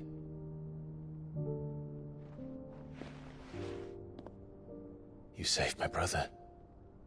I owe you a debt I can never repay. I but did my duty. Come now. Tell us what you've discovered. Your Grace. It is as you feared. The vessel we spied off the coast of the Crystalline Dominion on the night of her fall. It was the Einherjar. Beyond any doubt. The Black Galleon. Joshua, the Einherjar is the Royalists' flagship. What business would they have in the Dominion? Upon learning of Waloed's involvement in recent events at Drake's Fang, I sensed the malign influence of Ultima, and bid Yotei and the Undying look into the matter. We have reason to believe that the Black Galleon weighed anchor shortly after the fighting began, and set a course due south. For Canva. Then it is Waloeda Knights who besiege the cities. What is left of them, yes. And the Black Galleon sails at but one man's behest. Barnabas Tharm.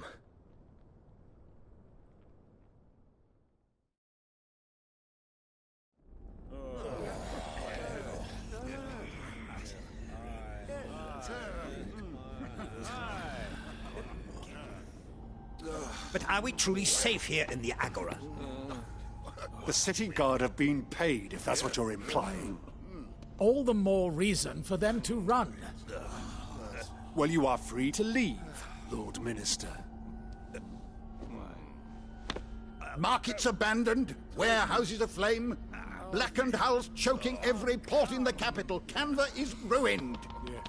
The realm teeters on the brink of chaos, and all you can think about is commerce! Forgive us! We were not aware Dhalmekia now subsisted on charity! Not quite. How dare you!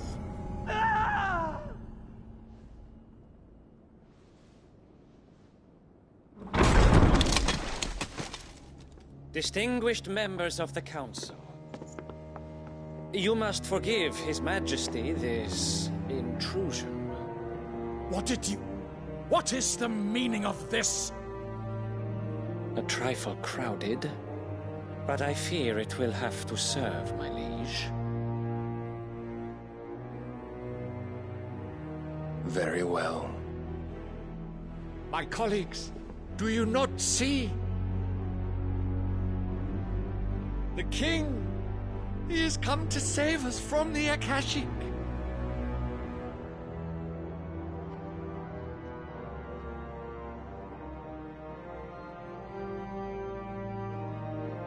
He is a gift from the heavens, divine intervention, our very salvation. And of course, if it is compensation he requires, we would be most willing to negotiate a fair price for services rendered. Fools! Your ignorance unbecomes you. Your Majesty, correct me if I'm wrong, but I would swear that the fiends washing the cobbles of Canva with the blood of her citizens wear the colors of Waloed. Ha! So you do not deny it. Guards, fetter them, and see our guests to the dungeons!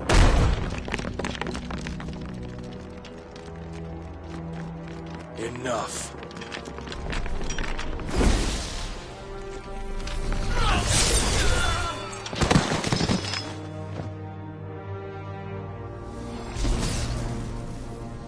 Pathetic creatures.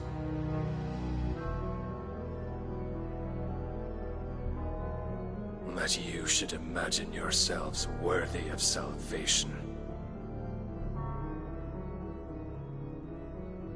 The girl is still here, somewhere in the city. Her consciousness fair dripping with her late father's hubris.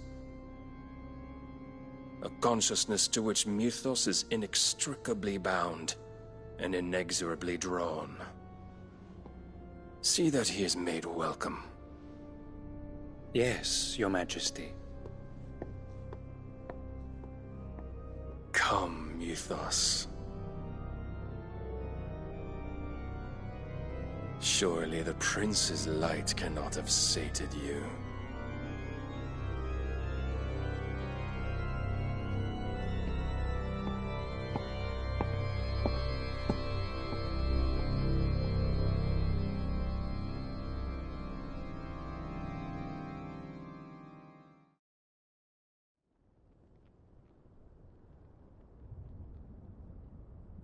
So then, how long has Waloed been under Ultima's control? How long indeed? Based on what we know of Barnabas's actions, I would guess some few years, mayhap more. But to what end? What does Ultima want? The tapestry. Show them.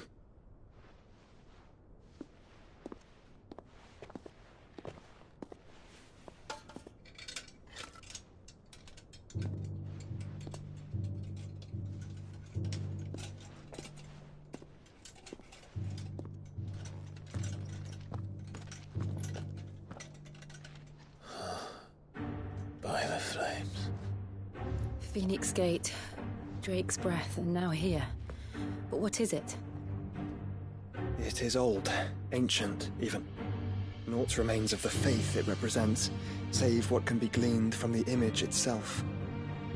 None could tell me what the one in the apothecary meant, even the Undying. But I believe it may be the key to discerning Ultima's purpose. That figure in the center, the one beneath whom the icons congregate, that I believe to be Ultima. He is a god, or at least godlike. His very existence beyond our ken.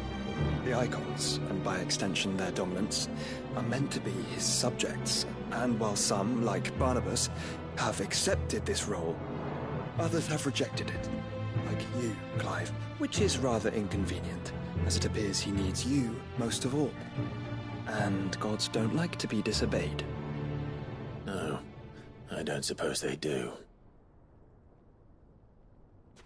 Clive, may I tell Yotei of the lake? By all means. Yotei, I will be accompanying my brother to the Free Cities. Whilst we are afield, I would have you watch over those Clive has made his wards. Umielos delan tuisag ilith. Though well concealed, the hideaway lacks trained fighters to defend its occupants should they be discovered. But it is my duty to... As it has ever been my brother's duty, remember. If that is your wish, Your Grace. But please be safe. If aught were to befall you, You have my word.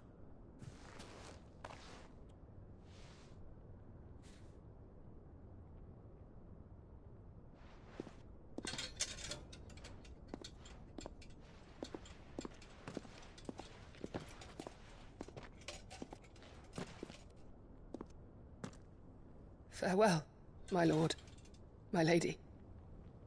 We are in your debt, Yotei.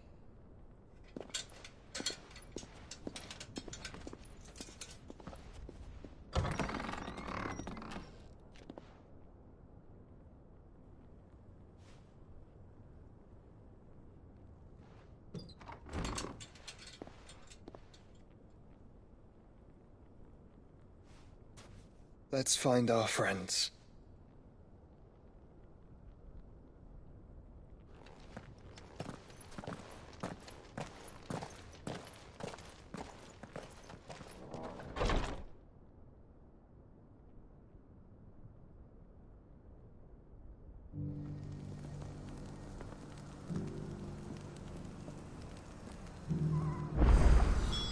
It's plain she cares for you very deeply. And I her, which is why I had to let her go.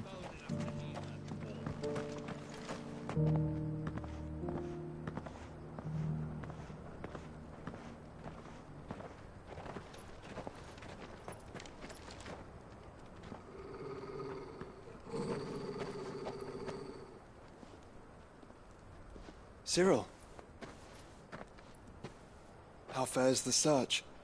Well, Your Grace, my report shall be with you ere long. Ah, yes. Yotei is otherwise engaged, at my behest. And the duty of wardenship? Fulfilled. For as you see, I've been reunited with my first shield. I am Cyril, Knight of the Undying and bearer of the Burning Quill, charged with chronicling the mortal deeds of His Grace, Joshua Rosfield, Keeper of the Flame of the Phoenix, and rightful Archduke of Rosaria. I entrusted Cyril here with overseeing the investigation into Ultima's origins. Findings from his brothers and sisters afield are delivered here to be collated and catalogued. Just how many Undying are there? Not nearly enough, milady. Yet we are glad to give our all in service to the Phoenix. Such is, and has ever been, our creed. I see. You have your associates, I have mine. But you may now think of them as ours. That won't be a problem, will it? The Phoenix is our sun, and we but the shadows that quicken in his radiance. It is from the darkness that we serve, both him and now you.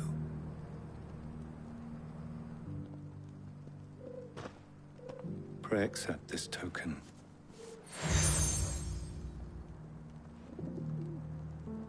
For as long as you bear it, members of our order will reveal themselves unto you. If there is nothing further. No. You are dismissed. Your Grace.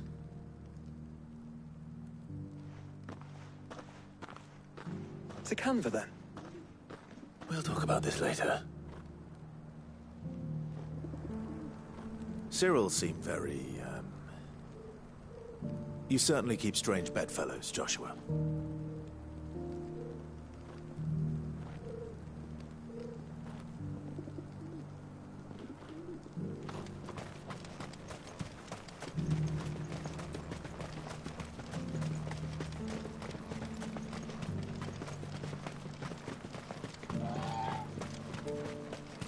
The free cities under siege.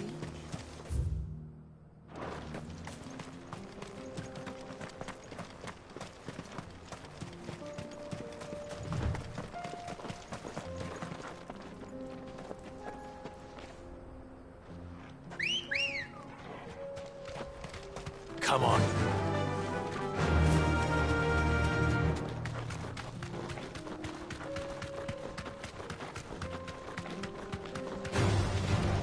Orcs. Then let us be rid of them.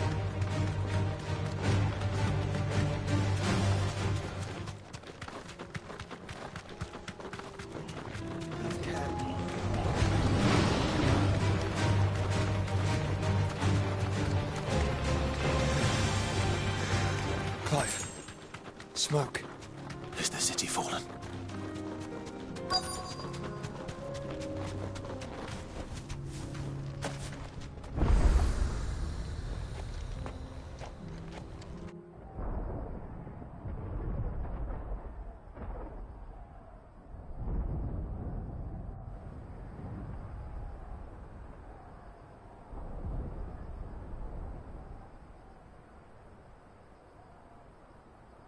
The free men are still holding their own, then.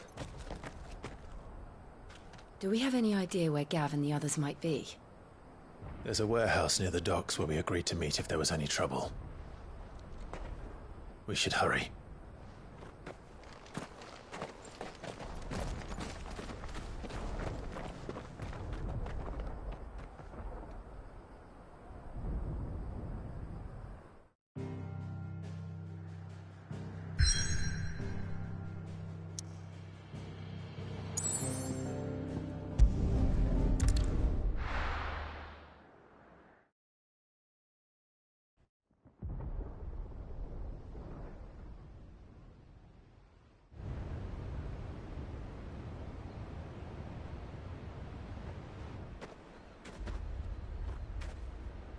Sounds like thunder.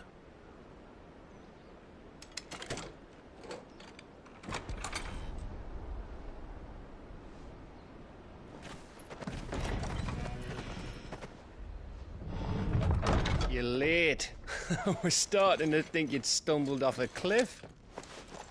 I seem to recall that was you, Gav. Good to see you. Any trouble on the road? Nothing we couldn't handle. I knew you'd come. Is that who I think it is? Yes. Allow me to introduce my brother, Joshua.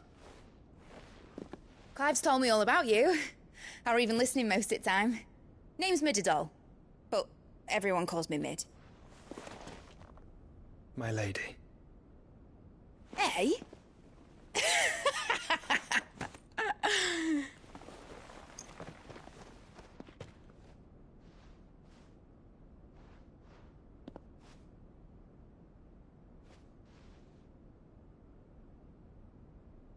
My boy. Uncle Byron. It's really you! I never thought I'd see the day.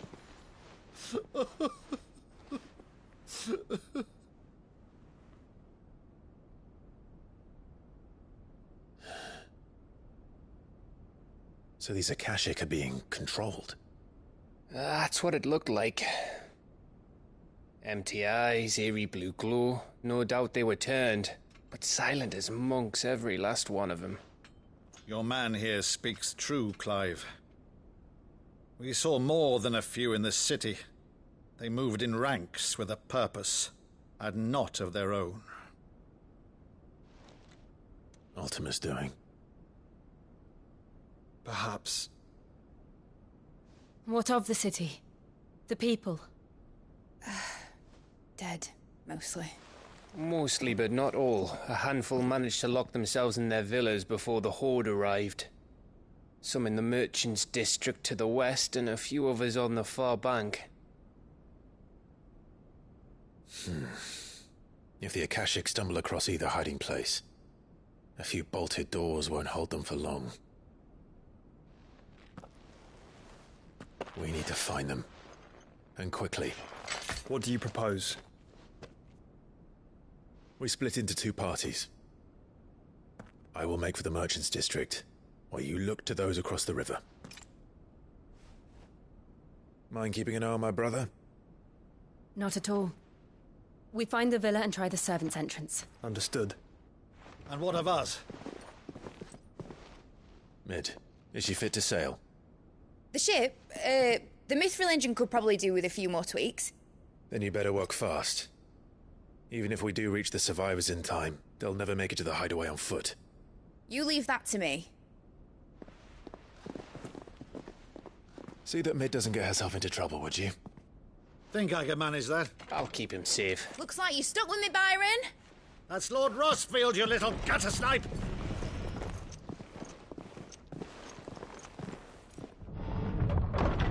Shall we then? And you keep Clive safe. Be careful. Both of you. You too.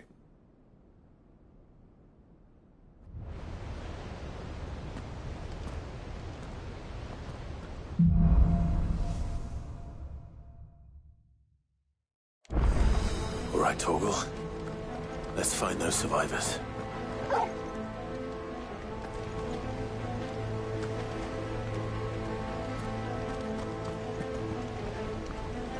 They don't stand a chance against those things.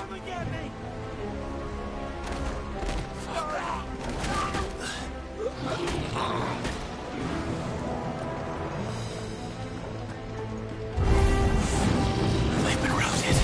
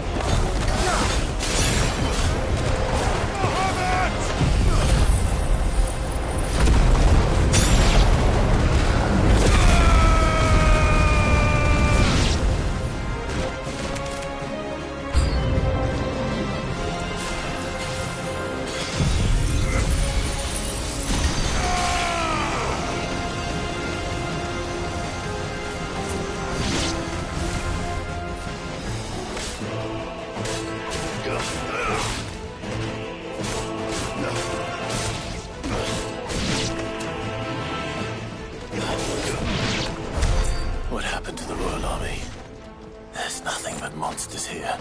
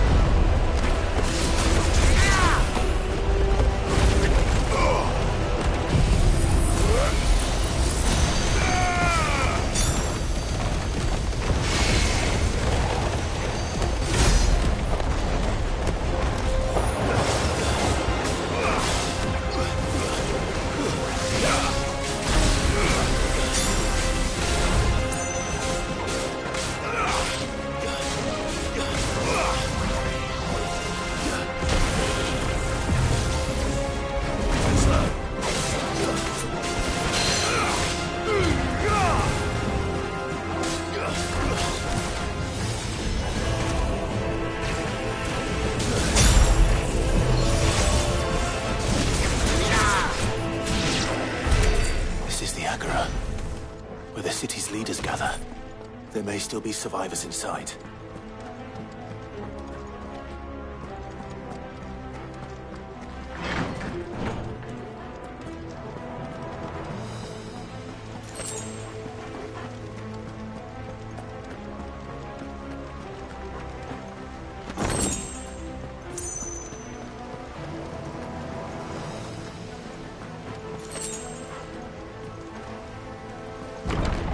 Where are they?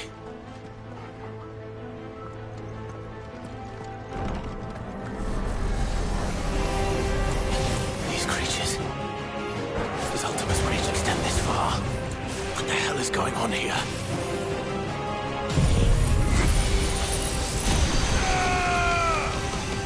It's over!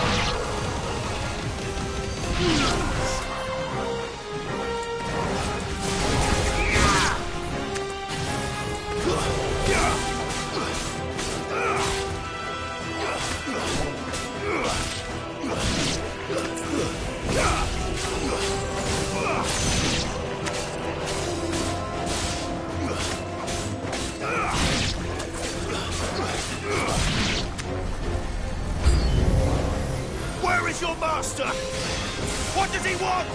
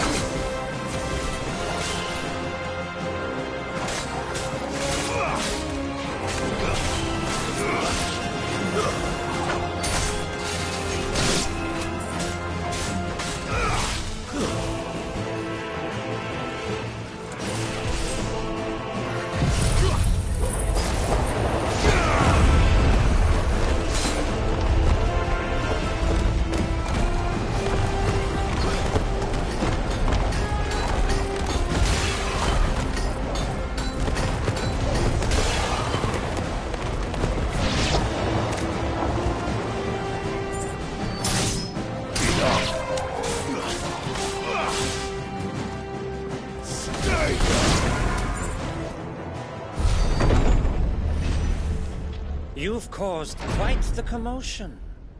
But then I would expect no less from you, Muthos.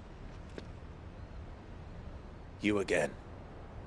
I don't believe we've been introduced. You were in my family's crypt. And now you're here. With an army of Akashic thralls. Manners, Lord Rosfield? They are men, like you and me. Albeit ones unburdened by the wills that drive our kind to madness. They are pure. They are divine. What? And they are all that remains in this once raucous city. You'll pay for what you've done. As you wish. I confess I have been very much looking forward to this.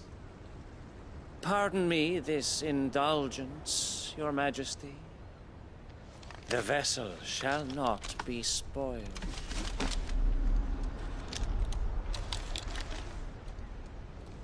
I am Sleipnir of House Harvard. And you will yield. Or not. As long as you don't hold back.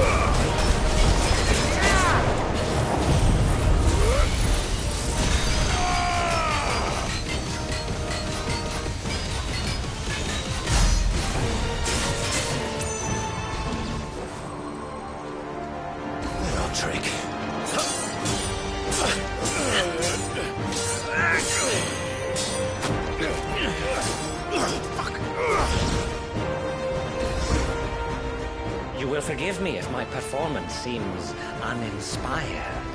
It is just that I expected so much more from our chosen one. Perhaps this will kindle your flame? What now? A gift from my liege lord's armory. Gungnir. Watch closely, Mythos.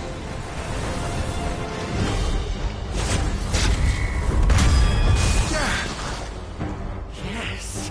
Yes!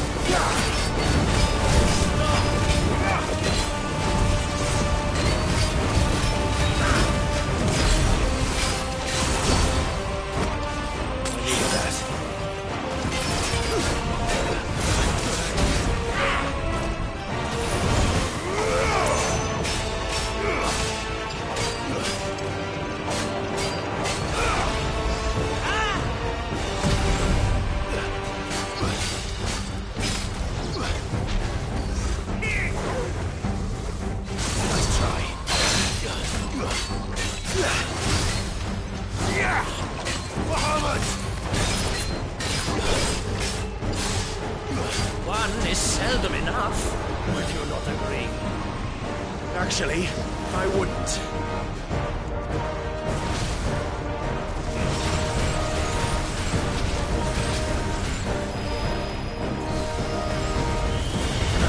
Nice try. Too slow.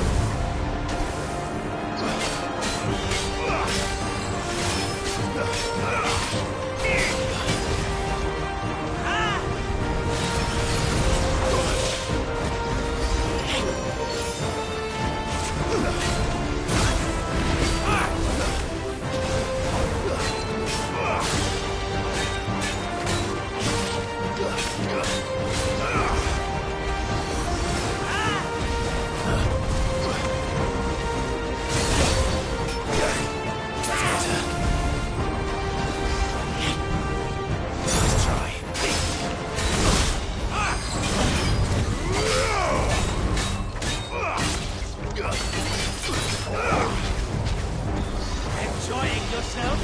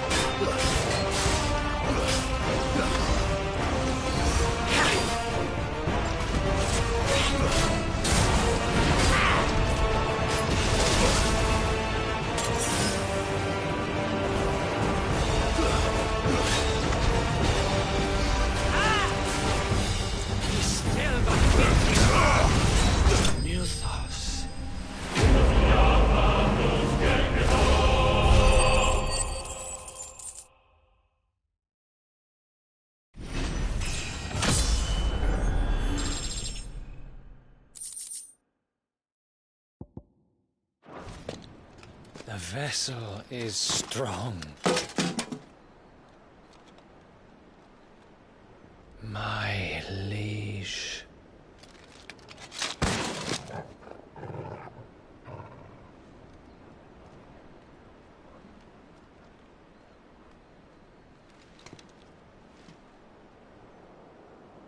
Clive!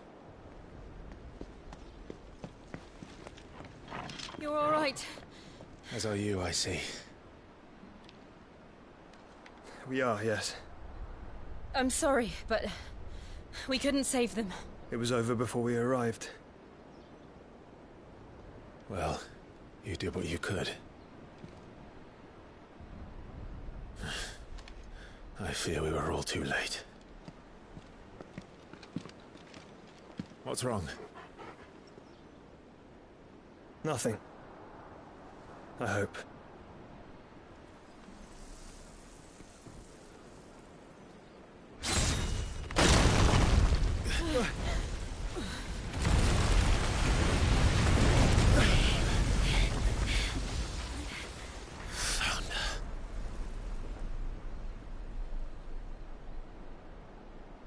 Leaving so soon, Mythos?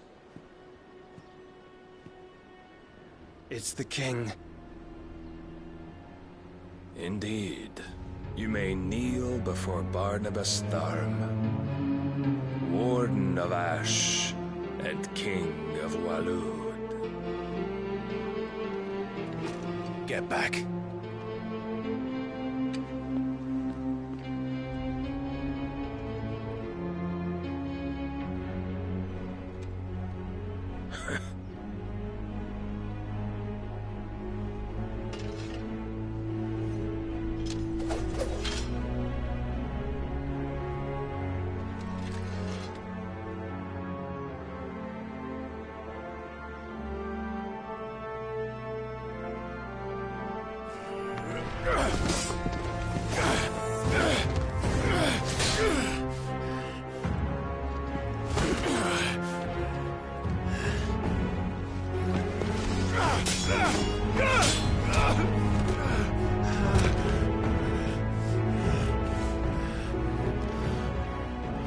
Wild and impetuous.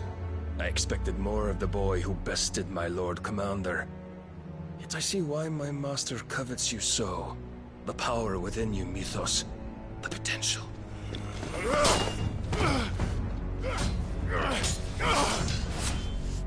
Stop calling me Mythos. But Mythos is everything. The cornerstone of all creation. The Lord's vessel. Your purpose. My purpose? To surrender my mind and body to that thing.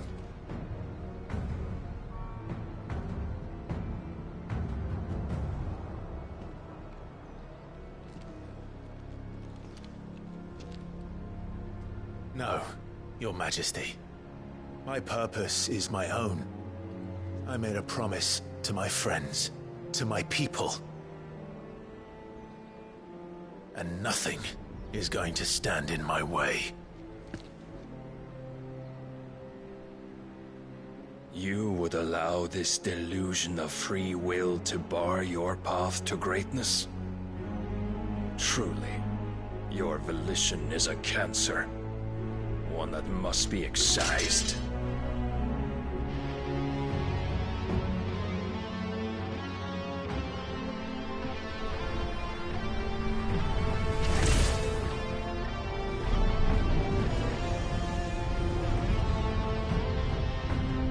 Try it.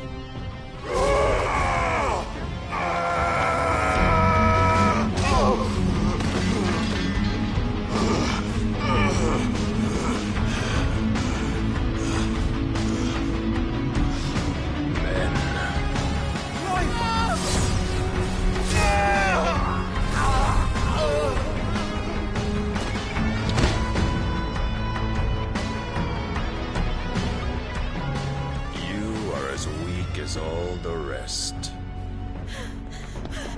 Joshua!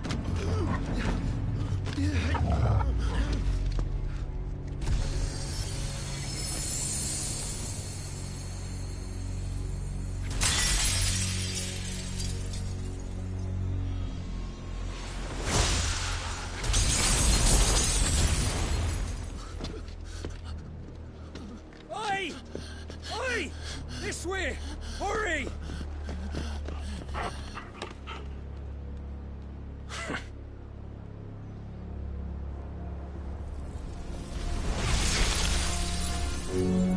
Power beyond reckoning, and they use it as a crutch. Such a waste.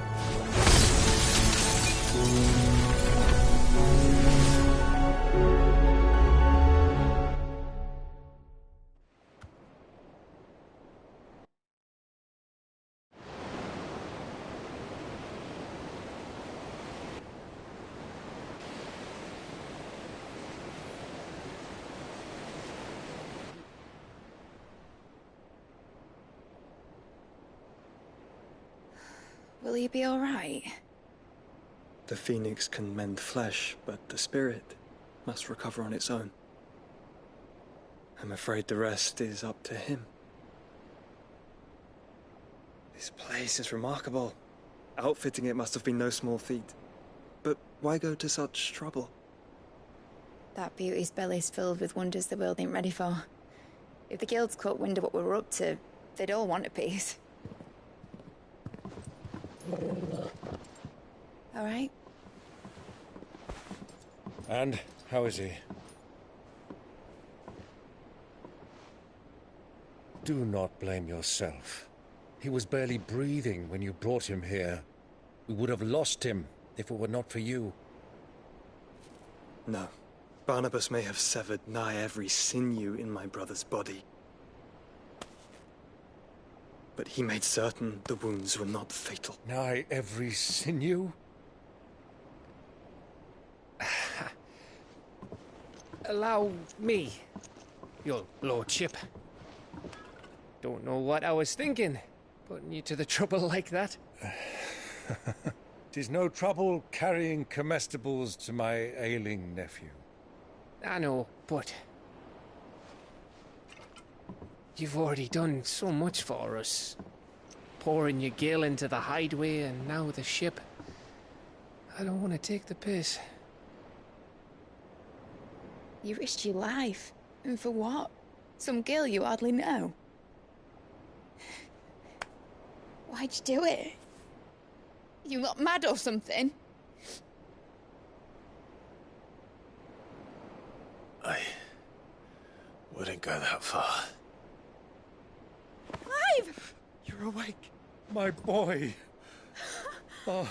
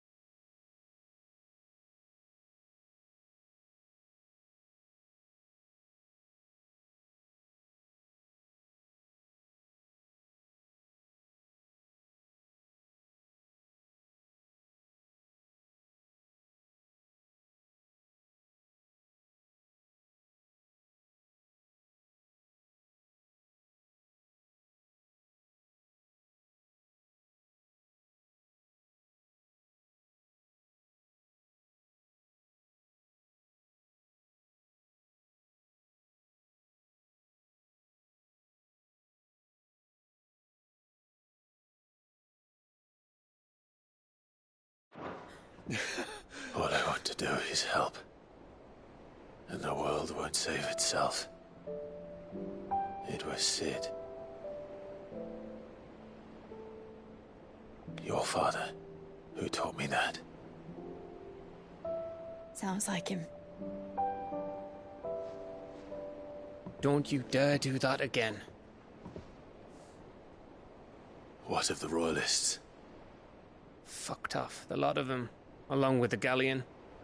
With the king on board, no doubt. The Iron Hair wouldn't sail without him.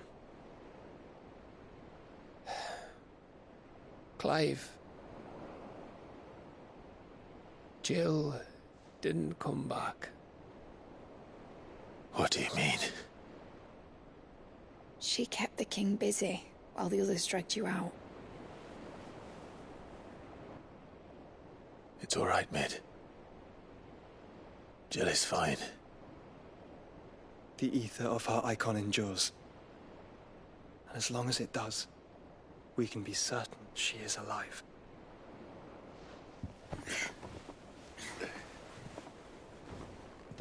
We must pursue the Black Galleon.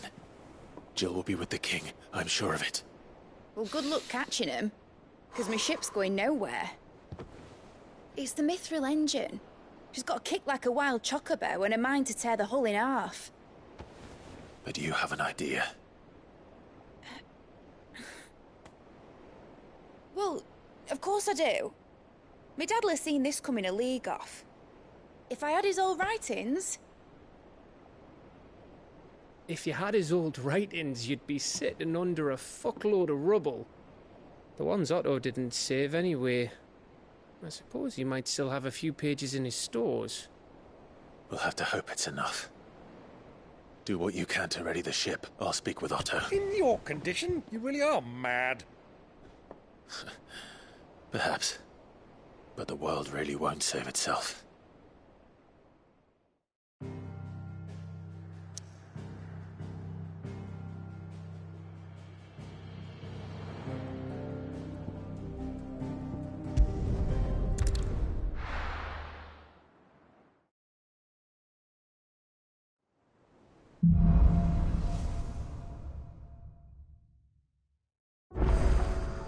Right.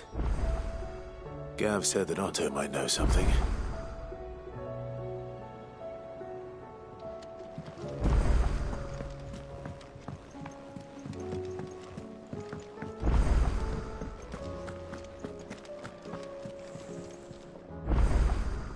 Clive. If you're gonna buy something, be quick about it.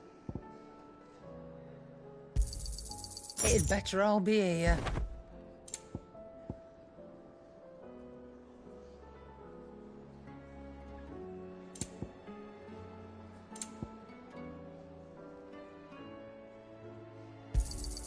You'll not find a better price than that. You're rubbing me blind, you know.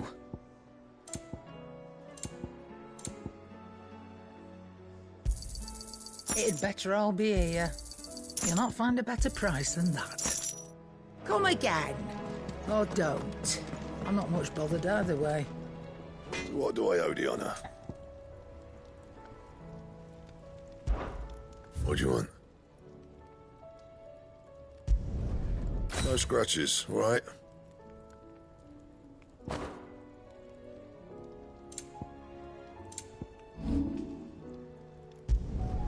Yeah, that should do you.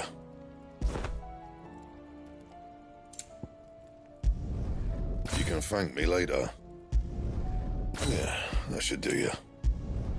You can thank me later. Not my best work, but it'll do. Anything else? If it's knowledge you seek,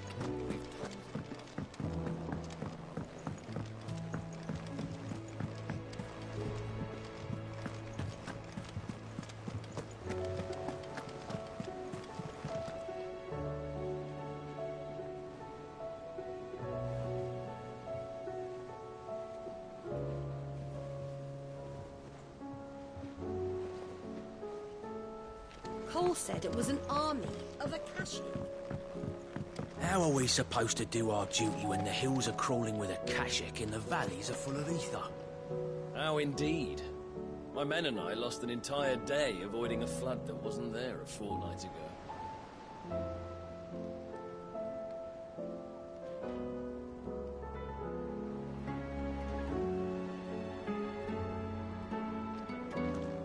Clive? But if you're here, where the hell is everyone else? Don't tell me. They're all right. But it's a long story.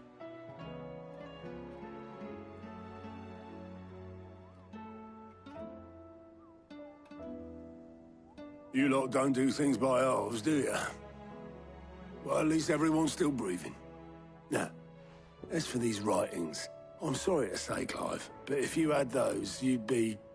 Sitting under a pile of rubble, I know.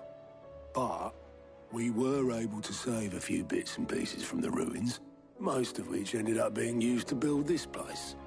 The more personal items we gave to the next of kin. In the case of Sid's things, that would have been Mid. Then I'll check the workshop.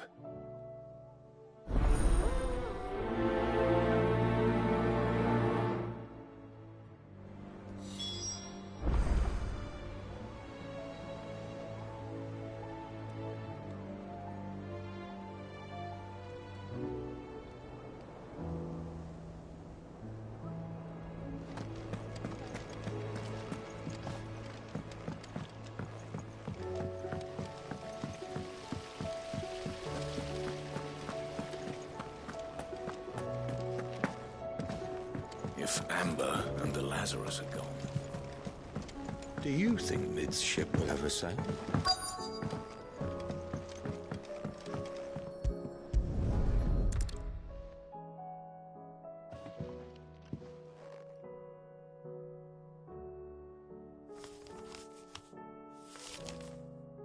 This looks like it's from Sid's old diary. But you'll already have read it. I'd better keep looking.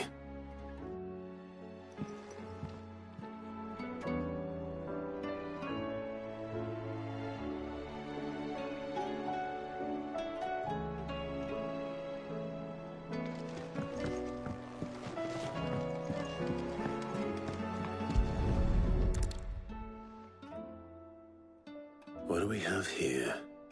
Oh. Sid's pipes. Something tells me Mid won't be needing these.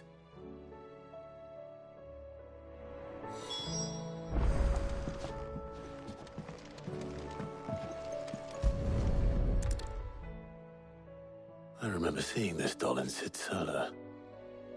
I wonder if it was Mid's.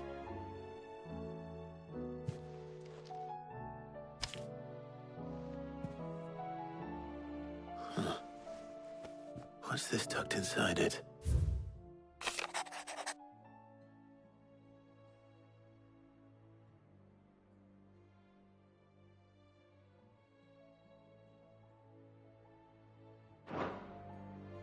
Sid's best invention. Huh. That sounds promising.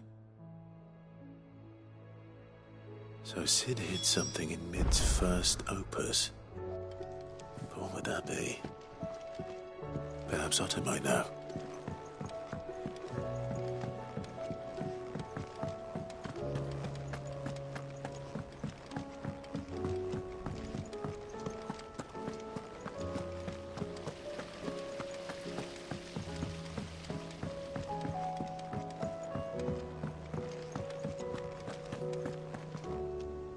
Well, did you find anything?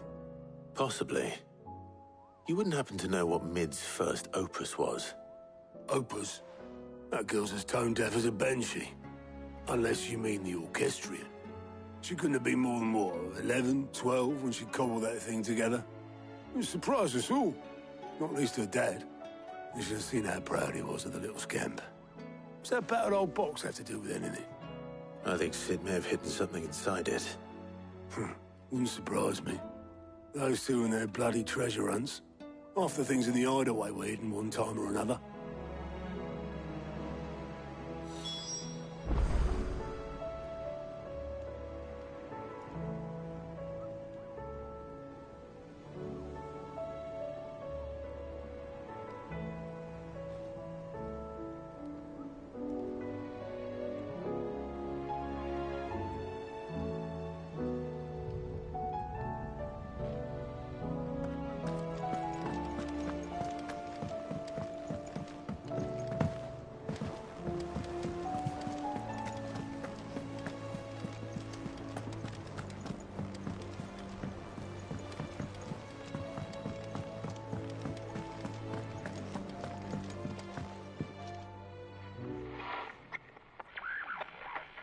I didn't break it.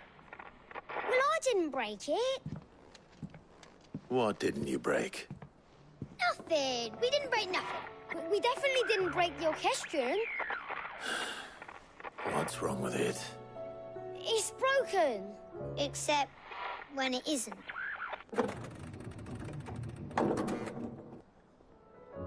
See? And you had nothing to do with this? Nope, nothing. We just wanted to listen to all the songs at once. So we pressed all the buttons. Like this.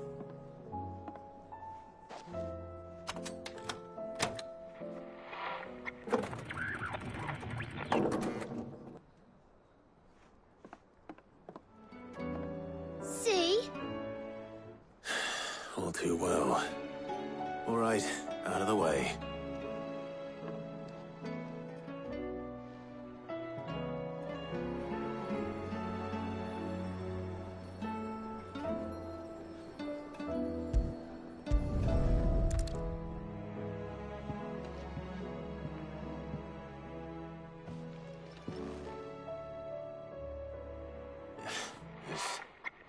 Something caught on one of the gears.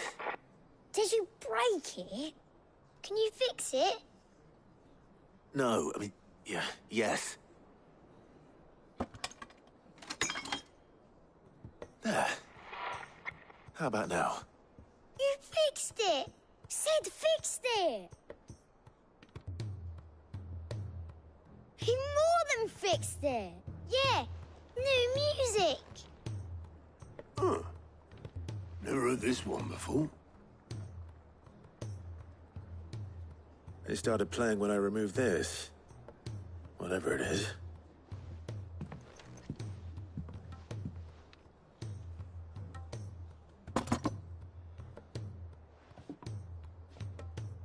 Well, don't look at me. I can tell you it's important, though. Sid showed it to me once and said as much. Said it was the stuff dreams were made of. Let's just hope it's the stuff ships are made of as well. Indeed. Let's see if we can make some dreams come true.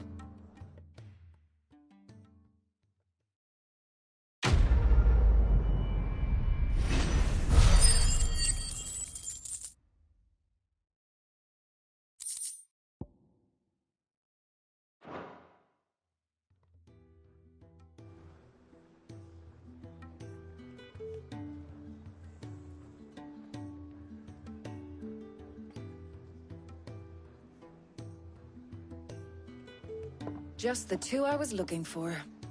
Aye. Lose a patient? Actually, yes. The Crown Prince just left. Dion left? Unless you've another word for stood up and walked off. Yes, left. He did have the decency to leave a message with Obelisk before commandeering one of his dinghies. Should we go after him? No. We're not the Prince's keepers. He's free to do as he sees fit. I'd rather he did so in bed. His wounds are nowhere near healed. Much like yours, I suspect. Otto told me what happened in Canver. What is it with this realm's princes and their aversion to rest?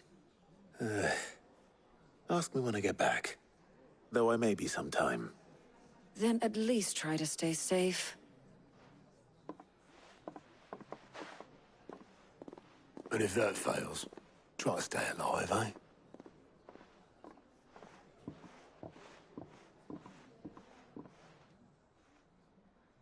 Every moment I waste here, the further the flagship sails. I have to get back.